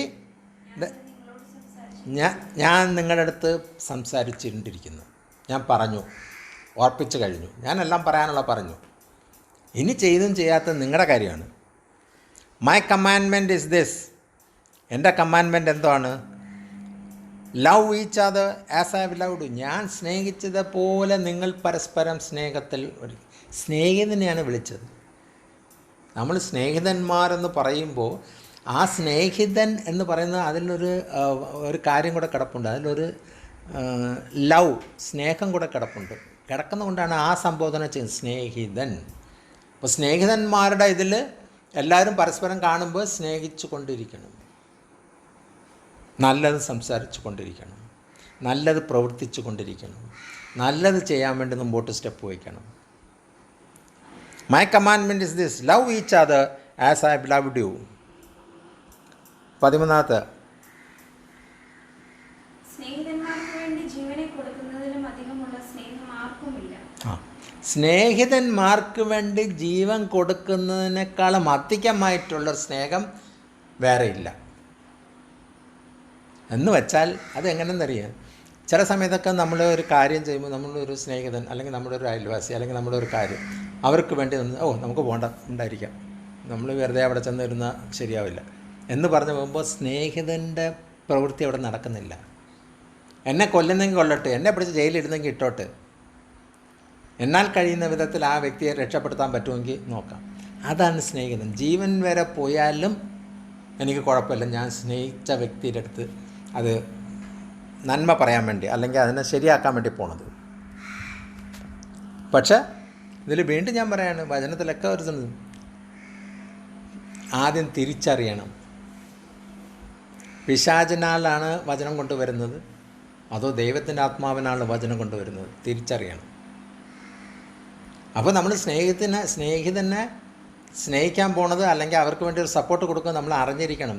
അവൻ പിശാചിനാൽ വളഞ്ഞ് ആ പ്രവൃത്തിയാണ് അവൻ ചിന്തിച്ച് പ്രവർത്തിച്ചുകൊണ്ടിരിക്കുകയാണെങ്കിൽ അവൻ്റെ അടുത്ത് പോകേണ്ട കാര്യമില്ല. അത് തിരിച്ചറിയണം. അപ്പോൾ ആ തിരിച്ചറിയുന്ന എങ്ങനെ? കർത്താവ് അതേ വചനം കൊണ്ട് തന്നെ അങ്ങോട്ട് മറുപടി പറഞ്ഞു. അപ്പോൾ അത് എടുക്കുന്നില്ല, ഉടനെ അടുത്ത വചനം കൊണ്ട് പിന്നെയും വരുന്നു. അപ്പോൾ ആ വചനം അത് നോക്കണം. രണ്ടുപേരും ഇങ്ങനെ കർത്താവ് ഇവിടെ ഇരുന്നിട്ട് വചനം പറയുന്നു, പിശാച് ഇവിടെ ഇരുന്ന് വചനം പറയുന്നു. പക്ഷേ ഈ വചനം ഒന്നും കർത്താവ് എടുക്കുന്നില്ല. ഈ വചനമൊക്കെ ദുരാത്മാവിൻ്റെ വചനമാണ് അങ്ങോട്ട് ചെല്ലുന്നത്. കർത്താവ് ഇവിടെ നിന്ന് പറഞ്ഞു വരുന്നത് ദൈവത്തിൻ്റെ ആത്മാവിൻ്റെ വചനമാണ് അങ്ങോട്ട് പറയുന്നത്. അവന് പിടിക്കുന്നില്ല. My commandment is this, love each other as I have loved you. Greater love is as no one than this, to lay down one's life for one's friend. അപ്പോൾ കൂട്ടുകാരനെ തിരിച്ചറിയണം. 14ാമത്തെ വാക്യം, you are my friends if you do what I command. Malayalam വായിച്ചപ്പോൾ 14, സ്നേഹിതന്മാർക്ക് വേണ്ടി ജീവനെ കൊടുക്കുന്നതിലും അധികം സ്നേഹം ആർക്കുമില്ല. ഞാൻ നിങ്ങളോട് കൽപ്പിച്ചത് ചെയ്താൽ നിങ്ങൾ എൻ്റെ സ്നേഹിതന്മാർ തന്നെ. ഞാൻ നിങ്ങളോട് കൽപ്പിച്ചത് ചെയ്താൽ ഞാൻ നിങ്ങളുടെ സ്നേഹിതൻ തന്നെ. ഞാൻ കൽപ്പിച്ചത് നിങ്ങൾ ചെയ്യുകയാണെങ്കിൽ ഞാൻ നിങ്ങളുടെ സ്നേഹിതൻ തന്നെ. എപ്പോഴും ഒരു കാര്യം അതാണ് ഞാൻ എപ്പോഴും പറയുന്നത്. എല്ലാവരും വചനം സംസാരിച്ച വചനമല്ല, വചനമാണ് അത്. നമ്മൾ അന്ന് അവിടെ പോയി പ്രാർത്ഥിക്കാൻ ചെന്നപ്പോൾ രാഷ്ട്രീയക്കാരനെ പ്രസംഗിക്കാൻ കൊടുത്തപ്പോൾ അയാൾ സുന്ദരമായിട്ട് പ്രസംഗിച്ചു. കാരണം അയാൾക്ക് ചാതുര്യമുണ്ട്, വാക്ക് ചാതുര്യമുണ്ട്. അയാൾ വചനം എടുത്ത് സംസാരിച്ചാൽ അത് വചനമല്ല. അവന് പ്രസംഗിക്കാൻ, അവൻ രാഷ്ട്രീയക്കാരന് പ്രസംഗിക്കാൻ അറിയാം. അതുകൊണ്ട് കടുപ്പമുള്ള സ്വരത്തിലൊക്കെ സംസാരിച്ചു കേൾക്കാൻ നല്ല ഇമ്പമാണ്. പക്ഷെ അതിലൊന്നും ദൈവമില്ല. ആത്മാവുള്ള വ്യക്തി വിക്കിയായിരിക്കും സംസാരിക്കുന്നത്. മോശ അതാണ്. വിക്കനായ മോശ പറയാണ്, എന്നെക്കൊണ്ട് പറ്റത്തില്ല, ഞാൻ വിക്കനാണ്, എന്നെക്കൊണ്ട് ഇത്രയും ജനത്തിൻ്റെ അടുത്ത് ഞാൻ എങ്ങനെ പറയും എന്ന് പറഞ്ഞപ്പോൾ കർത്താവ് പറഞ്ഞു, ഞാൻ കൂടെ ഉണ്ട്, നീ നയിച്ചാൽ മതി. അതാണ്, കർത്താവ് കൂടെ ഉണ്ടെങ്കിൽ വിക്കായാലും നിൻ്റെ എന്ത് കുറവാണെങ്കിലും ശരിയാണ്, അതൊന്നും ഇവിടെ വിഷയമില്ല. കാരണം എൻ്റെ ചായലാണ് ഞാൻ നിന്നെ സൃഷ്ടിച്ചത്. ആ എൻ്റെ ചായൽ സൃഷ്ടിച്ചത് കൊണ്ട് നീ എന്ത് പറയുന്നത് ആ ജനം കേൾക്കും. നീയാണ് ലീഡർഷിപ്പിൽ മുമ്പോട്ട് കൊണ്ടുപോകാൻ പറ്റുള്ളൂ. കാണുന്നവർക്ക് നീ വിൽക്കാനായിരിക്കും, നീ ക്വാളിഫൈഡ് അല്ല, നീ ഒന്നിനും ഒരു ഗുണമില്ലാത്ത എന്ന് അവർ നോക്കുന്നുവെങ്കിലും രാഷ്ട്രീയക്കാരനാണെങ്കിൽ അവൻ നല്ല ചാതുര്യത്തിനും മലയാളമൊക്കെ നല്ല വ്യക്തമായിട്ട് സംസാരിക്കുമ്പോൾ അതാ കൊള്ളാം, ആ പ്രസംഗം നമുക്ക് കേട്ടോണ്ടിരിക്കാം. പക്ഷെ ആത്മാവില്ലെങ്കിൽ അത് വരും പോഷത്തമ്മത്തിൽ. 15ാമത്തെ, I no longer call you servants. അത് കാരണം നിങ്ങൾ എന്നിൽ ഇരിക്കുന്ന കൊണ്ട് നിങ്ങൾ അങ്ങനെ തീരുമാനം ഈ നിമിഷം നിങ്ങൾ എടുക്കുകയാണെങ്കിൽ ദൈവത്തിൻ്റെ ആത്മാവ് ഇങ്ങനെ പറയുന്നത്, ഞാൻ നിങ്ങളെ ദാസനെന്ന് വിളിക്കത്തില്ല, എൻ്റെ കൂട്ടുകാരെന്ന് വിളിക്കും, സ്നേഹിതനെന്ന് വിളിക്കുന്നു. അതിനുള്ള സമയം കർത്താവ് വ്യക്തമായിട്ട് പറയും. നിങ്ങൾ ഈ നിമിഷം വിചാരിച്ചാലും ഇത് നടക്കും. കാരണം നമ്മൾ വചനം കേട്ടുകൊണ്ടാണ് വന്നത്. ഇത് പ്രിപ്പയർ ചെയ്ത് കൊണ്ടുവന്ന വചനമല്ല. യൂട്യൂബിലും മറ്റുള്ള പ്രസംഗിച്ചും കേട്ട് ഇരുന്നിട്ട് അതിൽ നിന്ന് കിട്ടിയ ഒരു ഒരു തുമ്പ് കിട്ടി അതുകൊണ്ട് വന്ന് നിങ്ങളുടെ അടുത്ത് പറയുന്നതല്ല. ഞാൻ ഇത് സംസാരിച്ചുകൊണ്ടിരുന്നപ്പോൾ എൻ്റെ കൂടെയും സംസാരിച്ചുകൊണ്ടിരിക്കുന്നു. എനിക്കിതൊന്നും പോരാ. അതാണ് ഞാൻ നേരത്തെ പറഞ്ഞത്, എന്നെ സ്നേഹിതനെന്നല്ല എനിക്ക് വേണ്ടത്, എനിക്ക് പ്രിയപുത്രനാവാൻ വേണ്ടിയാണ്. അത് വേണം. അതിന് യോഗ്യതയൊന്നും എനിക്കില്ല. പക്ഷെ എന്നെ യോഗ്യനാക്കാൻ വേണ്ടി പറ്റുന്നത് ഈ പറയുന്ന യേശു മാത്രം. ഞാൻ വിട്ടു തന്നിരിക്കുന്നു, ഞാൻ പോകാൻ തയ്യാറാണ്, ഞാൻ പ്രവർത്തിക്കാനും തയ്യാറാണ്. അവസരങ്ങൾ ഒരുക്കി തരുമ്പോൾ അതനുസരിച്ച് നമ്മൾ ഇറങ്ങും. If no longer call you servants because a servant does not know his master. കാരണം ദാസന് യജമാനൻ്റെ പ്രവൃത്തിയോ ചിന്തയോ ഒന്നും അറിഞ്ഞുകൂടാ.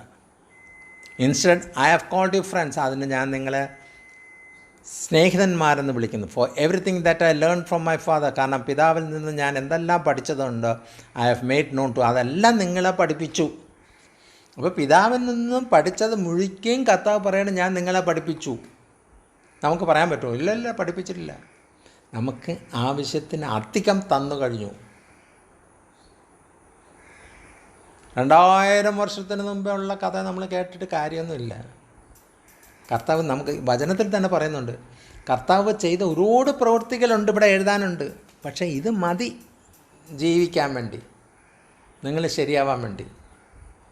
അതിൽ നമ്മളെ ഗ്രഹിപ്പിച്ചത് എത്ര ഉണ്ട് അത് മതി നമ്മൾ രക്ഷപ്പെടാൻ.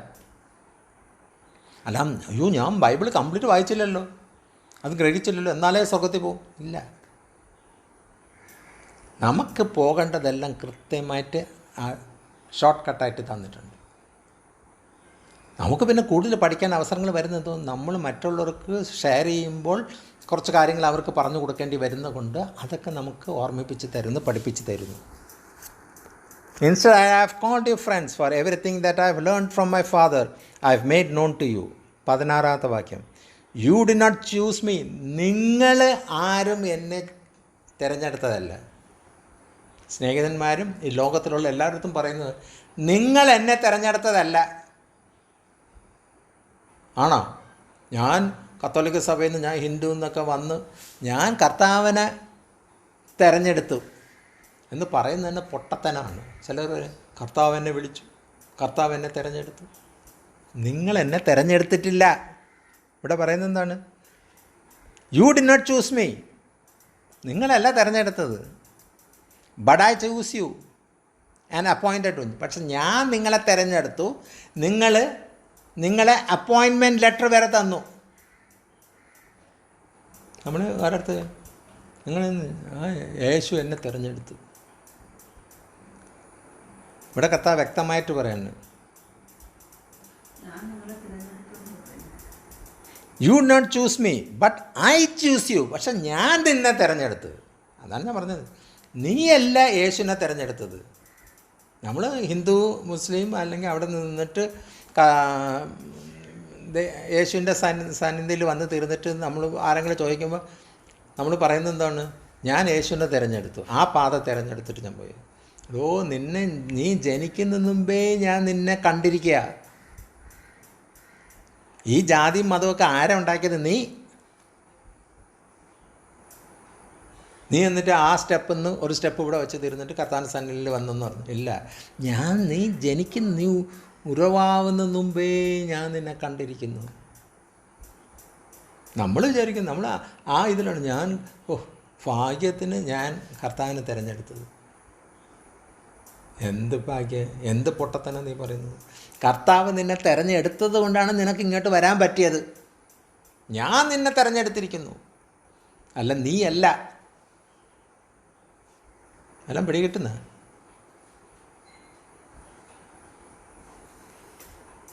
Instead, you did not choose me, but I choose you and appointed you. എന്നിട്ട് ഞാൻ നിന്നെ തിരഞ്ഞെടുത്തിട്ട്, ആ അപ്പോയിൻറ്റഡ് മലയാളം എന്താ പറയുന്നത്? അത് ഒരു ചത്ത കണക്ക്. ഇവിടെ വ്യക്തമായിട്ട് ഇംഗ്ലീഷിൽ ഐ അപ്പോയിൻറ്റഡ് യു.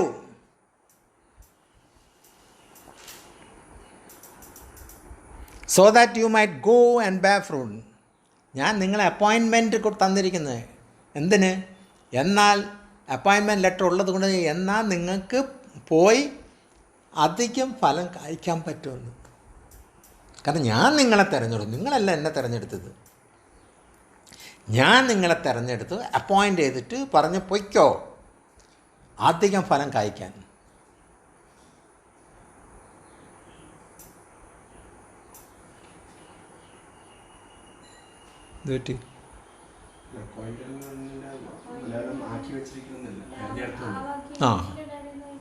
അപ്പോയിൻറ്റഡ്.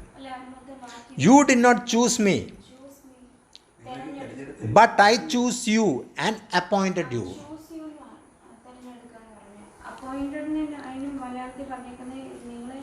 അധികം ഫലം കായ്ക്കാൻ വേണ്ടി ആക്കി വെച്ചും ഇരിക്കുന്നു എന്നാണ് പറഞ്ഞിരിക്കുന്നത് മലയാളത്തിൽ. എൻ്റെ ബൈബിളിലാണ്. So that you might go and bear fruit. അങ്ങനെ ചെയ്യുന്ന അപ്പോയിൻ്റ് ചെയ്തിരിക്കുന്ന കാരണം എന്തുവാണ്? അപ്പോയിൻറ്റ് ചെയ്താലേ നിങ്ങൾക്ക് ഇപ്പം നമ്മൾ ഒരു സ്ഥാപനത്തിൽ ജോലിക്ക് കയറി തരുന്ന അവർ അപ്പോയിൻമെൻറ്റ് ലെറ്റർ തരണം, ID കാർഡ് തരണം. ഇതൊക്കെ തന്നാലേ നമുക്ക് വെളിയിൽ ചെന്നിട്ട് ഒരു ബിസിനസ് ചെയ്യാൻ പറ്റും, അല്ലെങ്കിൽ ഒരു കാര്യം മറ്റുള്ളവരോട് സംസാരിക്കാൻ പറ്റുള്ളൂ ആ സ്ഥാപനത്തിന് വേണ്ടി. അവർ ചോദിക്കും നീ ആരാ എന്ന് പറഞ്ഞാൽ നമ്മുടെ ID കാർഡ് കൊടുക്കുന്നു, അല്ലെങ്കിൽ നമ്മുടെ വിസിറ്റിംഗ് കാർഡ് കൊടുക്കുന്നു. അത് വരുമ്പോൾ അവർക്കറിയാം, അപ്പോഴേ റെസ്പെക്റ്റ് ചെയ്യുന്നുള്ളൂ, ഇന്ന കമ്പനിയിൽ നിന്ന് വന്ന ആളാണ്. അതേ കണക്ക് നമ്മൾ ഈ അപ്പോയിൻമെൻറ്റ് ലെറ്റർ കിട്ടിത്തീരുമ്പോൾ നമ്മൾ ഇറങ്ങുമ്പോൾ ഇവിടെ പറയുന്നത് എന്താണ്? So that you might go and bear fruit. നിങ്ങൾക്ക് പോയി കൂടുതൽ ഫലം കായ്ക്കാൻ പറ്റും. Fruit that will last. ആ പഴവർഗ്ഗങ്ങൾ കൊണ്ടുവന്ന് വീട്ടിലെത്തുമ്പോൾ ചീഞ്ഞ് പോകത്തില്ല, അത് ഒരുപാട് നാൾ നിൽക്കും. And so that what ever you ask in my name the father will give you. അങ്ങനെ വരുമ്പോൾ എൻ്റെ നാമത്തിൽ നിങ്ങൾ എന്ത് ചോദിച്ചാലും എൻ്റെ പിതാവ് നിങ്ങൾക്ക് തരുമെന്നാണ്. മലയാളം വായിച്ചേ. നിങ്ങൾ എന്നെ തിരഞ്ഞെടുത്തു എന്നല്ല, ഞാൻ നിങ്ങളെ തിരഞ്ഞെടുത്തു. നിങ്ങൾ പോയി ഫലം കായ്ക്കേണ്ടതിന്, നിങ്ങളുടെ ഫലം നിലനിൽക്കേണ്ടതിനും നിങ്ങളെ ആക്കി വെച്ചുമിരിക്കുന്നു. നിങ്ങൾ എൻ്റെ നാമത്തിൽ പിതാവിനോട് അപേക്ഷിക്കുന്നതൊക്കെയും അവൻ നിങ്ങൾക്ക് തരുവാനായിട്ട് തന്നെ. എൻ്റെ നാമത്തിൽ നിങ്ങൾ പിതാവിൻ്റെ അടുത്ത് ചോദിക്കുന്ന മുഴുക്കുകയും അത് തരുവാൻ തന്നെയാണ്. ഈ ഫലം പോകാതെ, ആ വേസ്റ്റ് ആവാതെ, അത് ഈ ഫലം നമ്മൾ മാങ്ങയും ചക്കയൊക്കെ വാങ്ങിച്ച് കുറച്ച് കഴിയുമ്പോൾ ചീഞ്ഞു പോകും ആ ഫലങ്ങൾ. പക്ഷെ ദൈവം തരുന്ന ഫലം, ആ വചനം അനുസരിച്ച് നമ്മൾ ഈ ലോകത്ത് മുഴുക്കി ഇറങ്ങിത്തീരുന്നതിന് അവിടെ നിന്ന് ഫലം കഴിച്ചു തരും, അത് ഒരിക്കലും ചീഞ്ഞു പോകത്തില്ല, അത് ദീർഘനാളിരിക്കും ചെയ്യുന്ന. ആ ഫലം ഇരിക്കുന്ന സമയത്ത് പിതാവായ ദൈവത്തിൻ്റെ അടുത്ത് നിങ്ങൾ എൻ്റെ നാമത്തിൽ എന്ത് ചോദിച്ചാലും ദ ഫാദർ വിൽ ഗിവ്. പിതാവ് തരുമെന്നാണ്, കർത്താവ് തരുമെന്നല്ല. എൻ്റെ നാമത്തിൽ നിങ്ങൾ എന്ത് പിതാവിൻ്റെ അടുത്ത് ചോദിച്ചാലും ആ പിതാവ് നിങ്ങൾക്ക് തരും. കാരണം നമ്മളിൽ ആ വചനത്തിൻ്റെ ഫലം കിടക്കുന്നു. കർത്താവിനെ അറിയാം, പിതാവായ ദൈവത്തിനറിയാം ആ വചനം നിങ്ങളുടെ ഉള്ളിൽ കിടക്കുന്നു, ആ ഫലമാണ് നിങ്ങൾ ഈ കാണിക്കുന്നത്. അതുകൊണ്ട് നിങ്ങൾ എന്ത് ചോദിച്ചാലും ഞാൻ തരും. ഇപ്പോൾ ഫലമുള്ളവർ ചോദിച്ചാലേ കിട്ടുള്ളൂ. ചോദിക്കേണ്ട രീതിയിൽ ചോദിക്കുന്നു. സബത്തി മക്കളുടെ കാര്യം ചോദിച്ച കണക്കല്ല ചോദിക്കേണ്ടത്. 17ാമത്തെ വാക്യം, ദിസ് ഇസ് മൈ കമാൻഡ്. ഇതാണ് എൻ്റെ കൽപ്പന. Love each other. ആ മലയാളം വായിച്ചേ. നിങ്ങൾ തമ്മിൽ സ്നേഹിക്കേണ്ടതിന് ഞാൻ ഇത് നിങ്ങളോട് കൽപ്പിക്കുന്നു.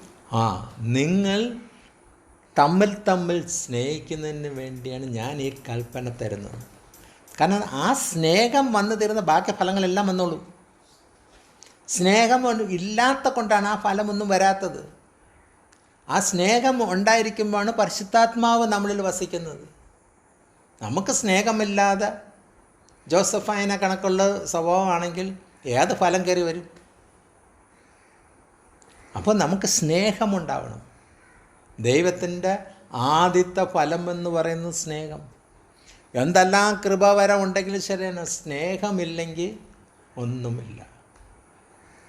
സ്വർഗരാജ്യത്തിൽ കർത്താവിൻ്റെ 2ാം വരവിൽ എടുക്കപ്പെടുന്ന സമയത്ത് എല്ലാ കൃപാവരമുള്ള ആളാണ്, ഇവിടെ ലോകം മുഴുക്കിയിരുന്ന് പ്രസംഗിച്ചുകൊണ്ടിരുന്നതാണ്. പക്ഷെ ആ വ്യക്തിയിൽ സ്നേഹമില്ലെങ്കിൽ പോക്ക് തടസ്സമായി. നമ്മൾ ചോദിക്കുന്നത് എല്ലാ കൽപ്പന അനുസരിച്ചത് കൊണ്ടാണ് ഈ കൃപാവരം പ്രവർത്തിക്കുന്നതെന്ന്. കർത്താവിൻ്റെ ജോലി അവിടെ നടക്കണം. കൃപാവരം തന്നും നമ്മൾ ചെയ്തുകൊണ്ടിരിക്കുന്നു. പക്ഷെ സ്വർഗരാജ്യത്തിൽ പോകാനുള്ളത് ഇതല്ല ക്വാളിഫിക്കേഷൻ. അങ്ങനെ 17ാമത്തെ വാക്യത്തിൽ പറയുന്നത് എന്താണ്? This is my command, love each other. നിങ്ങൾ പരസ്പരം സ്നേഹിക്കേണ്ടതിന് അത്രേ ഞാൻ ഈ കൽപ്പന തന്നിരിക്കുന്നത്. അപ്പോൾ ആ സ്നേഹത്തിൻ്റെ കൽപ്പന വന്നു തീരുമ്പോൾ അത് ഉറപ്പാണ്. ദൈവത്തിൻ്റെ ആത്മാവ് വ്യക്തമെന്നി എൻ്റെ പിതാവിൻ്റെ അടുത്ത് എൻ്റെ നാമത്തിൽ കൂടെ നിങ്ങൾ എന്ത് ചോദിച്ചാലും എൻ്റെ പിതാവ് തരുമെന്നാണ്. അപ്പോൾ നമുക്ക് ചോദിച്ചു തുടങ്ങാം. ചോദിച്ച് തുടങ്ങുന്ന മുമ്പേ നമ്മൾ കൽപ്പന അനുസരിച്ചോ. കർത്താവിലാണ് നമ്മൾ വസിക്കുന്നതെങ്കിൽ കർത്താവ് നമ്മളിലും വസിക്കും. കർത്താവ് നമ്മളിൽ വസിക്കുമ്പോൾ, നമ്മൾ ചോദിക്കുമ്പോൾ നമ്മൾ ആ ഫലം കായ്ച്ചെന്ന് പിതാവായ ദൈവത്തിന് അറിയാവുന്ന കൊണ്ട് കർത്താവിൽ നിന്നാണ് അത് പ്രാപിച്ചിട്ടാണ് ചോദിക്കുന്നതെന്ന് പിതാവായ ദൈവത്തിന് അറിയാവുന്നതുകൊണ്ട് എന്ത് ചോദിച്ചാലും ഞാൻ നിങ്ങൾക്ക് തരാമെന്ന് ദൈവത്തിൻ്റെ ആത്മാവ് ഇന്നത്തെ ദിവസം വ്യക്തമായിട്ട് അവനടുത്ത് സംസാരിക്കുകയാണ്. സ്തോത്രം. അപ്പോൾ നമുക്കൊരു പാട്ട് പാടാം.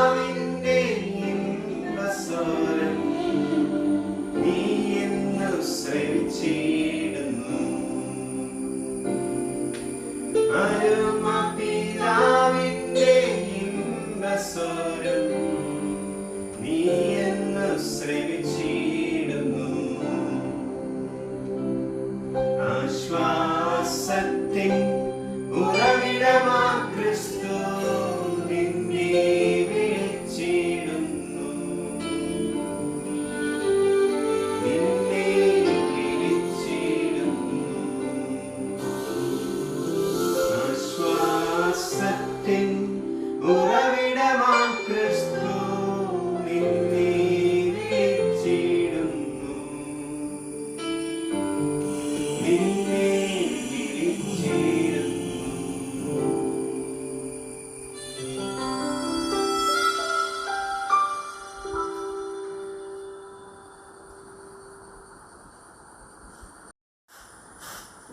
പ്രാർത്ഥന ചെയ്യും. ശരിക്കും ദൈവവചനമൊന്നും എനിക്ക് തന്നില്ലായിരുന്നു. ഞാൻ പ്രാർത്ഥിച്ച് ഇവിടെ വന്നിരുന്ന് ദൈവം ഒരു വചനം തന്നിട്ട് ഞാൻ ഇന്ന് വായിച്ച വചനമൊന്നല്ല, പെട്ടെന്ന് അതിൽ കൂടി ദൈവത്തോട് സംസാരിച്ചു. അതിനോടനുബന്ധിച്ചാണ് അതെന്താ പറയുന്നത് എനിക്കറിയില്ല. ദൈവം വചനം സംസാരിക്കുന്നത് തെളിവായിരിക്കും. ലൂക്കോസിൻ്റെ സുവിശേഷം 22-ാം അധ്യായം 47-ാം വാക്യം.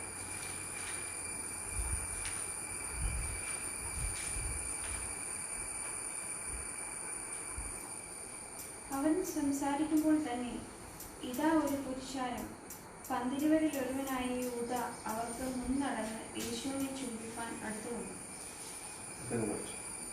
യേശു അവനോട്, യൂദേ, മനുഷ്യപുത്രനെ ചുംബനം കൊണ്ട് കാണിച്ചു കൊടുക്കുന്നതെന്ന് പറഞ്ഞു.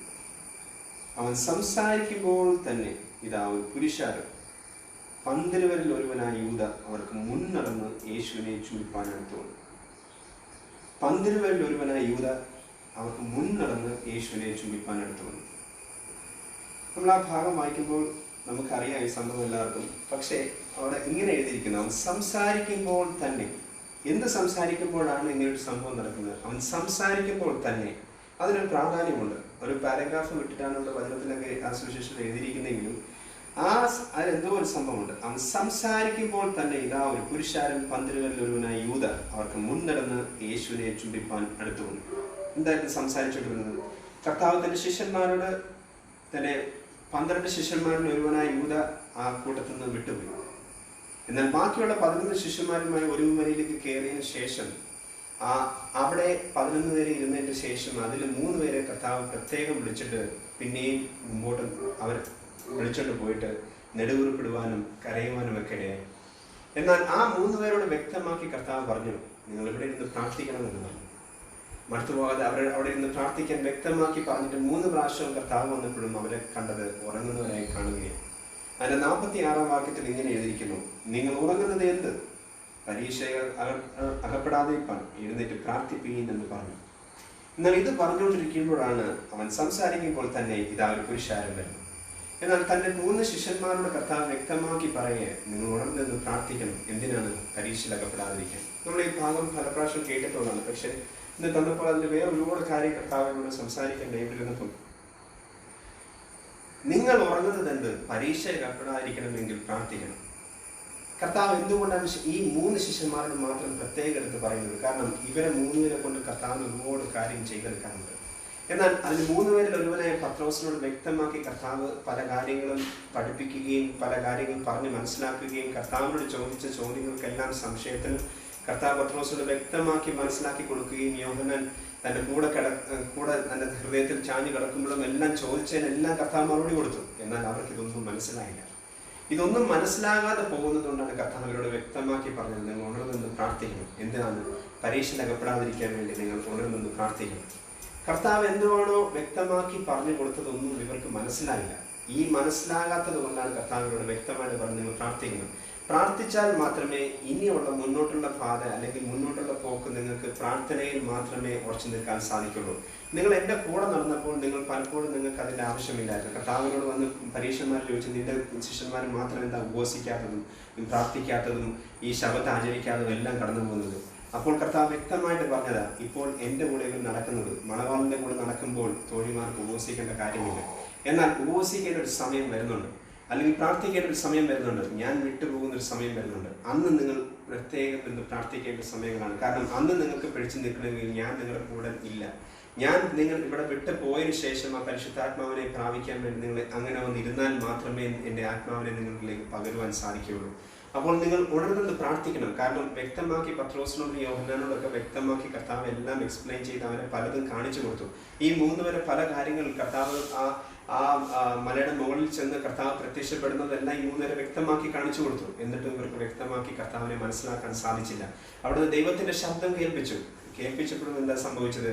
എന്നിട്ടും വ്യക്തമാക്കി പറഞ്ഞു, ഇവനെന്റെ പ്രിയപുത്രൻ, ഇവന് ചെവി കൊടുപ്പിൻ, ഇവൻ പറയുന്നത് കേൾക്കണം, നിങ്ങൾ പറയുന്നത് മനസ്സിലാക്കണം എന്നെല്ലാം വ്യക്തമാക്കി പറയുമ്പോഴും അവസാനമായി കർത്താവ് ഈ 3 പേരോടും വ്യക്തമാക്കി. നമ്മൾ വചനം വായിക്കുമ്പോൾ ഇതാണ് കർത്താവ് അവസാനമായി 3 പേരോട് പറയുന്ന ഒരു ഭാഗം.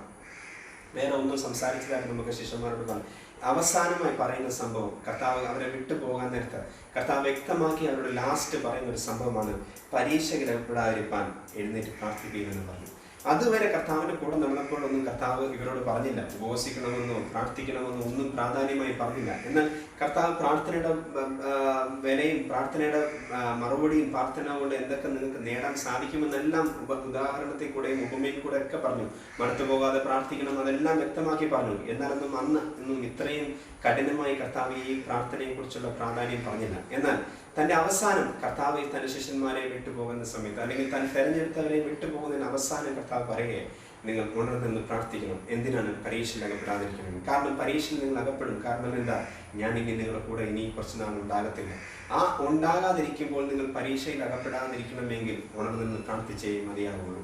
അത് വ്യക്തമാക്കി പറഞ്ഞുകൊണ്ടിരിക്കുമ്പോഴാണ് തൻ്റെ 11 ശിഷ്യന്മാരുമായി കർത്താവ് അവരുടെ മുന്നിൽ നിൽക്കുമ്പോൾ തൻ്റെ എതിരെ താൻ തെരഞ്ഞെടുത്ത അടുത്തൊരു ശിഷ്യൻ കർത്താവിൻ്റെ അടുക്കിലേക്ക് കടന്നു വരികയാണ്. അവിടെ വായിക്കുമ്പോൾ നമ്മൾ ഇങ്ങനെ കാണുന്നു, സംസാരിക്കുമ്പോൾ തന്നെ ഇതാ ഒരു പുരുഷാരം 12 ഒരുവനായ യൂദ അവർക്ക് മുൻനടനായി യേശുവിനെ ചുംബിപ്പാനിടുന്നു. ഇപ്പോൾ കർത്താവിന്റെ പുറകിൽ നിൽക്കുന്നത് തന്റെ തെരഞ്ഞെടുത്ത മറ്റുള്ള 11 ശിഷ്യന്മാരും. എന്നാൽ ഒരു പുരുഷാരത്തിന്റെ മുന്നിൽ തെരഞ്ഞെടുത്ത വേറൊരു ശിഷ്യനും കൂടെ കടന്നു വരികയാണ്. നമ്മൾ കർത്താവിനോട് കൂടെ നടക്കാതിരിക്കുമ്പോൾ ഇങ്ങനെയൊക്കെ ചിലപ്പോൾ സംഭവിക്കാം. കർത്താവിനെ വിട്ട് അല്ലെങ്കിൽ കർത്താവിനെ കൂടെ നമ്മൾ നടക്കാതെ നമ്മൾ ലോകത്തിനെ മോഹിക്കുമ്പോൾ, അല്ലെങ്കിൽ ലോകത്തിൽ കർത്താവിനോട് അടുത്തിരിക്കാതെ നമുക്ക് അവിടെ വായിക്കുമ്പോൾ നമുക്ക് ഈ സംഭവം വ്യക്തമാക്കി അറിയാം. അവനെ ജസ്റ്റ് ചുരുക്കി പറഞ്ഞിട്ടിരിക്കാൻ ആഗ്രഹിക്കുന്നു. നമ്മൾ കർത്താവിൻ്റെ കൂടെ ഇരിക്കുകയാണെങ്കിൽ നമുക്ക് ലോകചിന്ത ഉണ്ടാകത്തില്ല. എന്നാൽ കർത്താവിനെ വിട്ട് ലോകത്തിന്റെ ചിന്തയായ യൂദ ആ 30 വെള്ളിക്കാശിന് വേണ്ടി ലോകത്തിന് വേണ്ടി ചിന്തിച്ചു. എന്ന് വെച്ച് കഴിഞ്ഞാൽ കർത്താവിന്റെ കൂടെ നടന്നിട്ട് പോലും ഈ കൂടെ നടന്ന് കർത്താവിന്റെ വചനത്തിൽ നിലനിൽക്കാതെ ഈ ലോകപരമായി ആ ലോകത്തിലുള്ള പണത്തിനോടും അതിനോടുള്ള ആഗ്രഹത്തിനോടും ഒന്ന് ചിന്തിച്ചപ്പോൾ പാപത്തിലേക്ക് നീങ്ങാനിടയായി. ഇപ്പോൾ കർത്താവിൽ നിന്ന് ആ 12 പേരെ തെരഞ്ഞെടുത്ത് കർത്താവിന്റെ കൂടെ നടന്ന 12 പേർ, കർത്താവ് ഈ 12 പേരെ തെരഞ്ഞെടുത്തപ്പോൾ കർത്താവിനോട് വ്യക്തമാക്കി ഒരു കാര്യമേ പറഞ്ഞുള്ളൂ, നിങ്ങൾ എൻ്റെ കൂടെ എല്ലാം വിട്ട് എൻ്റെ കൂടെ വരിക. എന്ന് വെച്ച് കഴിഞ്ഞാൽ നിങ്ങൾ ഇനി ഒന്നിനെ കുറിച്ചും ആലോചിക്കേണ്ട കാര്യമില്ല. കാരണം ഞാനാണ് നിങ്ങളെ വിളിച്ചു വേർതിരിച്ചത് എന്ന് ചിന്തിച്ച് കടന്നു വന്ന ഈ 12 ശിഷ്യന്മാരും അവസാനം ലോകത്തിന്റെ ഒരു ചിന്ത യൂദയ്ക്കുണ്ടായി. ഈ ലോകത്തിന്റെ ഒരു ചിന്ത, ആ ലോകത്തിന്റെ മോഹം അല്ലെങ്കിൽ പണത്തിനോടുള്ള മോഹം വന്നപ്പോൾ ആ ലോകത്തിലേക്കുള്ള ചിന്ത കർത്താവ് വിളിച്ചു വേർതിരിച്ചപ്പോൾ പത്രോസും യോഹന്നാനും അവർ പടവെല്ലാം വിട്ടു. ചുങ്കക്കാരനായ മത്തായി അല്ലെങ്കിൽ മത്തായിയുടെ സഹോദരൻ യാക്കോബും എല്ലാവരും എല്ലാം വിട്ട് മടങ്ങി, എല്ലാം കർത്താവ് വിട്ടിട്ട് വരാൻ പറയുമ്പോൾ അവർ ലോകത്തെ അല്ല നോക്കിയത്, കർത്താവിനെയാണ് നോക്കിയത്. അതുകൊണ്ട് ആ കർത്താവിന് കൂടെ നടന്നപ്പോൾ ലോകത്തിന്റെ ചിന്തയോ ലോകത്തിന്റെ മോഹമോ അവരുടെ ജീവിതത്തിൽ ഉണ്ടായില്ല. എന്നാൽ ഈ കൂട്ടത്തിൽ ഒരുവൻ ലോകത്തിന്റെ മോഹം അവന്റെ ജീവിതത്തിലേക്ക് കടന്നു വന്നു. പിശാചവനെ ലോകത്തിന്റെ മോഹത്തിനെ കാണിച്ച് ആ 30 വെള്ളിക്കാശ് അല്ലെങ്കിൽ പണത്തിനോടുള്ള അവന്റെ ആഗ്രഹം അവനിലേക്ക് വന്നപ്പോൾ, ആ ലോകത്തിന്റെ മോഹത്തിലേക്ക് വന്നപ്പോൾ ഈ 12 പേരിൽ അവൻ ഒറ്റപ്പെട്ടു അല്ലെങ്കിൽ മാറി ആ ലോകത്തിലേക്ക് പോകാനിടയായി. കർത്താവ് അവസാനമായി ആ അത്താഴം കഴിഞ്ഞ ശേഷം അവൻ അവിടുന്ന് വിട്ടുപോകുമ്പോൾ കർത്താവിനോട് പറഞ്ഞു, നീ ചെയ്യേണ്ടത് പോയി വേഗം ചെയ്യുമെന്ന് പറഞ്ഞു. പക്ഷെ നമ്മളത് വായിക്കുമ്പോൾ അവിടെ ഒരു കാര്യം ഞങ്ങൾ വായിച്ചു വരുമ്പോൾ നമുക്ക് മനസ്സിലാകാം, ദൈവം എന്താണോ അത് നടക്കേണ്ടത് എന്താണോ അത് കൃത്യമായി നടക്കും. അതിലിനി ഒരു വ്യത്യാസമില്ല. പക്ഷേ നമ്മളത് ദൈവത്തിൽ നിന്ന് ആ കൃപ കിട്ടിയാൽ മാത്രമേ നമുക്ക് കുറച്ച് നിൽക്കാൻ സാധിക്കുള്ളൂ. കർത്താവ് തെരഞ്ഞെടുത്ത 12 പേരിൽ തന്നെയാണ് അവസാനം കർത്താവിന് പരീക്ഷണവും കർത്താവിനെ കാണിച്ചു കൊടുക്കുവാനും കർത്താവിന് കൂടെ നടന്നിട്ട് പലതും കാണുവാനിടയാൽ നമ്മൾ വായിച്ചു വരുമ്പോൾ മനസ്സിലാകും. താൻ തെരഞ്ഞെടുത്ത 12 പേരിൽ തന്നെ കർത്താവ് പറഞ്ഞു, ഞാൻ നിങ്ങൾ 12 പേരെ തെരഞ്ഞെടുത്തില്ലയോ, എങ്കിലും ഒരുവൻ പിശാചാകുന്നു. എന്ന് വെച്ച് കഴിഞ്ഞാൽ തെരഞ്ഞെടുത്തവരിലും ഉണ്ടാവാം ഇങ്ങനത്തെ സ്വഭാവമുള്ളതും അങ്ങനത്തെ സ്വഭാവക്കാരൊക്കെ ഉണ്ടാവാം. പക്ഷേ ഇവിടെ നമ്മൾ വായിക്കുമ്പോൾ മനസ്സിലാകുന്നത്, കർത്താവിനെ വിട്ടു പോകാനുള്ള മനസ്സ് നമുക്ക് എപ്പോൾ വരും? ലോകത്തിന്റെ ചിന്ത വരുമ്പോഴോ, അല്ലെങ്കിൽ പിശാച് നമ്മളെ പല ലോകത്തിന്റെ ചിന്തയിലേക്ക് നമ്മൾ കൊണ്ടുപോകുമ്പോൾ കർത്താവിന്റെ വചനത്തിൽ നമ്മൾ നിലനിൽക്കുന്നെങ്കിൽ ലോകത്തിന്റെ ചിന്തയിലേക്ക് പോകും. നമ്മൾ ലോകം സുവിശേഷം 15 എല്ലാവരും വായിച്ചപ്പോഴും അതിൽ നമ്മൾ വായിച്ചൊരു മനസ്സിലായി, കർത്താവിന്റെ വചനത്തിൽ നിലനിൽക്കുകയും കർത്താവിനോട് വസിക്കുകയും ആണെങ്കിൽ മാത്രമേ കർത്താവിൽ തന്നെ നിലനിന്ന് നമുക്ക് പോകാൻ സാധിക്കുള്ളൂ. ആ വചനത്തിൽ നിലനിൽക്കാതെ കർത്താവിനോട് വസിക്കാതെ നിൽക്കുമ്പോഴാണ് നമുക്ക് ലോകത്തിനോടുള്ള ചിന്തയും ലോകത്തിനോടുള്ള മോഹം വരുന്നത്. നമ്മൾ പൗലോസ് വ്യക്തമായിട്ട് നിങ്ങൾ ലോകത്തിന്റെ ചിന്തകൾ പോകുമ്പോഴാണ് നമ്മൾ ജഡത്തിന്റെ ചിന്തയിലുള്ളവർക്ക് എന്ത് സംഭവിക്കും? പൗലോസ് യോഹന്നാൻ പറയുന്നത് 1 യോഹന്നാൻ 2-ാം അധ്യായത്തിൽ വായിക്കുമ്പോൾ പറയുന്നത്, ജഡത്തിന്റെ ചിന്തകൾ ചിന്തിക്കുമ്പോൾ നമുക്ക് ലോകത്തിന്റെ ചിന്ത വരുമ്പോൾ ആ ലോകത്തിൽ നമ്മൾ അടിമപ്പെട്ടു പോവുകയാണ്. അങ്ങനെ ചിന്തിക്കാൻ ഇടവരരുത്. അങ്ങനെ ചിന്തിച്ചു കഴിഞ്ഞാൽ ലോകത്തിൽ നമുക്ക് ജയിക്കാൻ സാധിക്കില്ല. ദൈവത്തിൽ ആശ്രയിച്ച് ദൈവത്തിൽ തന്നെ വിശ്വസിച്ച് വസിക്കുകയാണെങ്കിൽ മാത്രമേ കർത്താവ് പറഞ്ഞ വചനത്തിൽ നമുക്ക് നിലനിൽക്കാൻ സാധിക്കുകയുള്ളൂ. ഇവിടെ യൂദ ആ ലോകത്തിന്റെ ഒരു ചിന്ത 30 വെള്ളിക്കാശ് ആ പണത്തിന് വേണ്ടി ആഗ്രഹിച്ചപ്പോൾ അവൻ്റെ മേൽ പിശാച് കയറാനിടയായി. ആ പിശാച് കയറിയിട്ട് ഇപ്പോൾ പിശാച് എങ്ങനെയാണ് യൂദനെ ദൈവസന്നിധിയിലേക്ക് കൊണ്ടുവരുന്നത്? ദൈവത്തിങ്കിലേക്ക് കൊണ്ടുവരുന്നത് സ്നേഹത്തോടെ കൊണ്ടുവന്നിട്ട് അവനെ ചുംബിക്കുവാൻ കൊണ്ടുവരിക. എന്നാൽ മനസ്സിലെ ചിന്ത വേറെയാണ്. നമ്മളവിടെ വായിച്ചു വരുമ്പോൾ ഇങ്ങനെ കാണാം, അവർക്ക് മുൻഗണനായി യേശുവിനെ ചുംബിപ്പാൻ അടുത്ത് വന്നു. നമ്മൾ ചുംബനം എന്ന് പറയുമ്പോൾ എപ്പോഴും നമുക്കറിയാം, ലോകത്ത് നമ്മൾ ഒരാളെ ചുംബിക്കുക എന്ന് പറയുമ്പോൾ സ്നേഹത്തോടാണ് ചുംബിക്കുന്നത്. ഈ സ്നേഹത്തോടെ നമ്മൾ ചുംബിക്കുമ്പോൾ നമ്മൾ സ്വാഭാവികമായിട്ട് നമുക്കറിയാം അവൻ സ്നേഹത്തോടെ നമുക്ക് തരുന്ന ഒരു ചുംബനമാണ്. നമ്മൾ കുഞ്ഞുങ്ങൾക്ക് ചുംബിക്കും, അങ്ങനെയൊക്കെ ചുംബിക്കുമ്പോൾ നമ്മൾ സ്നേഹത്തോടെ ഒരാളോട് കാണിക്കുന്ന ഒരു സംഭവമാണ്. എന്നാൽ അങ്ങനെ സ്നേഹത്തോടെ കാണിക്കുമ്പോൾ അതാണ് ഏറ്റവും വലിയൊരു ആയുധം പിശാച് ഏറ്റെടുത്തത്. നമ്മൾ എപ്പോഴും ഇവിടെ വായിച്ചു വരുന്നത് പിശാച് എടുക്കുന്നത് നമുക്കറിയത്തില്ല. പിശാചിൻ്റെ തന്ത്രങ്ങൾ നമ്മൾ മനസ്സിലാക്കണം. പിശാച് എടുക്കുന്ന തന്ത്രം നമുക്ക് മനസ്സിലാകാതെ പോകുമ്പോൾ, നമ്മൾ സ്നേഹത്തോടെ ഒരാളെ ചുംബിക്കുമ്പോൾ കാണുന്നവർക്ക് മനസ്സിലാകത്തില്ല എന്താണ് സംഭവം. സ്നേഹത്തോടെ എന്നെ കൊടുക്കണമെന്ന് ചിന്തിക്കും, പക്ഷെ അവൻ്റെ മനസ്സിലെ ചിന്ത എന്താണെന്ന് യൂദയ്ക്കും അറിയാം, കർത്താവിൻ്റെ ഹൃദയങ്ങളെ അറിയുന്ന കർത്താവിനും അറിയാം. ലോകം നോക്കുമ്പോൾ യൂദ ചെയ്യുന്നത് സ്നേഹത്തോടല്ലേ ഇത് ചെയ്തത്, അവൻ കർത്താവിനെ ചുംബിക്കുകയില്ലേ. എന്നാൽ അവിടെ ചുംബനം കൊണ്ട് വല്ല ആവശ്യമുണ്ടോ? കർത്താവിനെ ചുംബിക്കേണ്ട ഒരാവശ്യമില്ല. അങ്ങനെ ഒരു ചുംബനം ശിഷ്യന്മാർ കൊടുത്തത് വേറെ ഒരിടത്തും നമ്മൾ വായിക്കുമ്പോൾ ഒരിടത്തും കാണുന്നില്ല. എന്നാൽ ഇവിടെ ഒരു ചുംബനത്തിന്റെ ആവശ്യമില്ല. അത് മറ്റ് 11 ശിഷ്യന്മാരെ മയക്കുവാൻ, അല്ലെങ്കിൽ പിശാച് ആ 11 ശിഷ്യന്മാരെ മനസ്സിലാകാതിരിക്കാൻ അതിനൊരു അടയാളമായി ഈ മഹോപുരോഹിതന്മാരോടും ശാസ്ത്രിമാരോടും പരീക്ഷന്മാരോടും ഒക്കെ പറഞ്ഞ് ഞാൻ ആരെ ചുംബിക്കുന്നു അവൻ എത്രേ യേശു എന്ന് അവരെ കാണിച്ചു കൊടുക്കാനുള്ളൊരു ചുംബനമാണ്.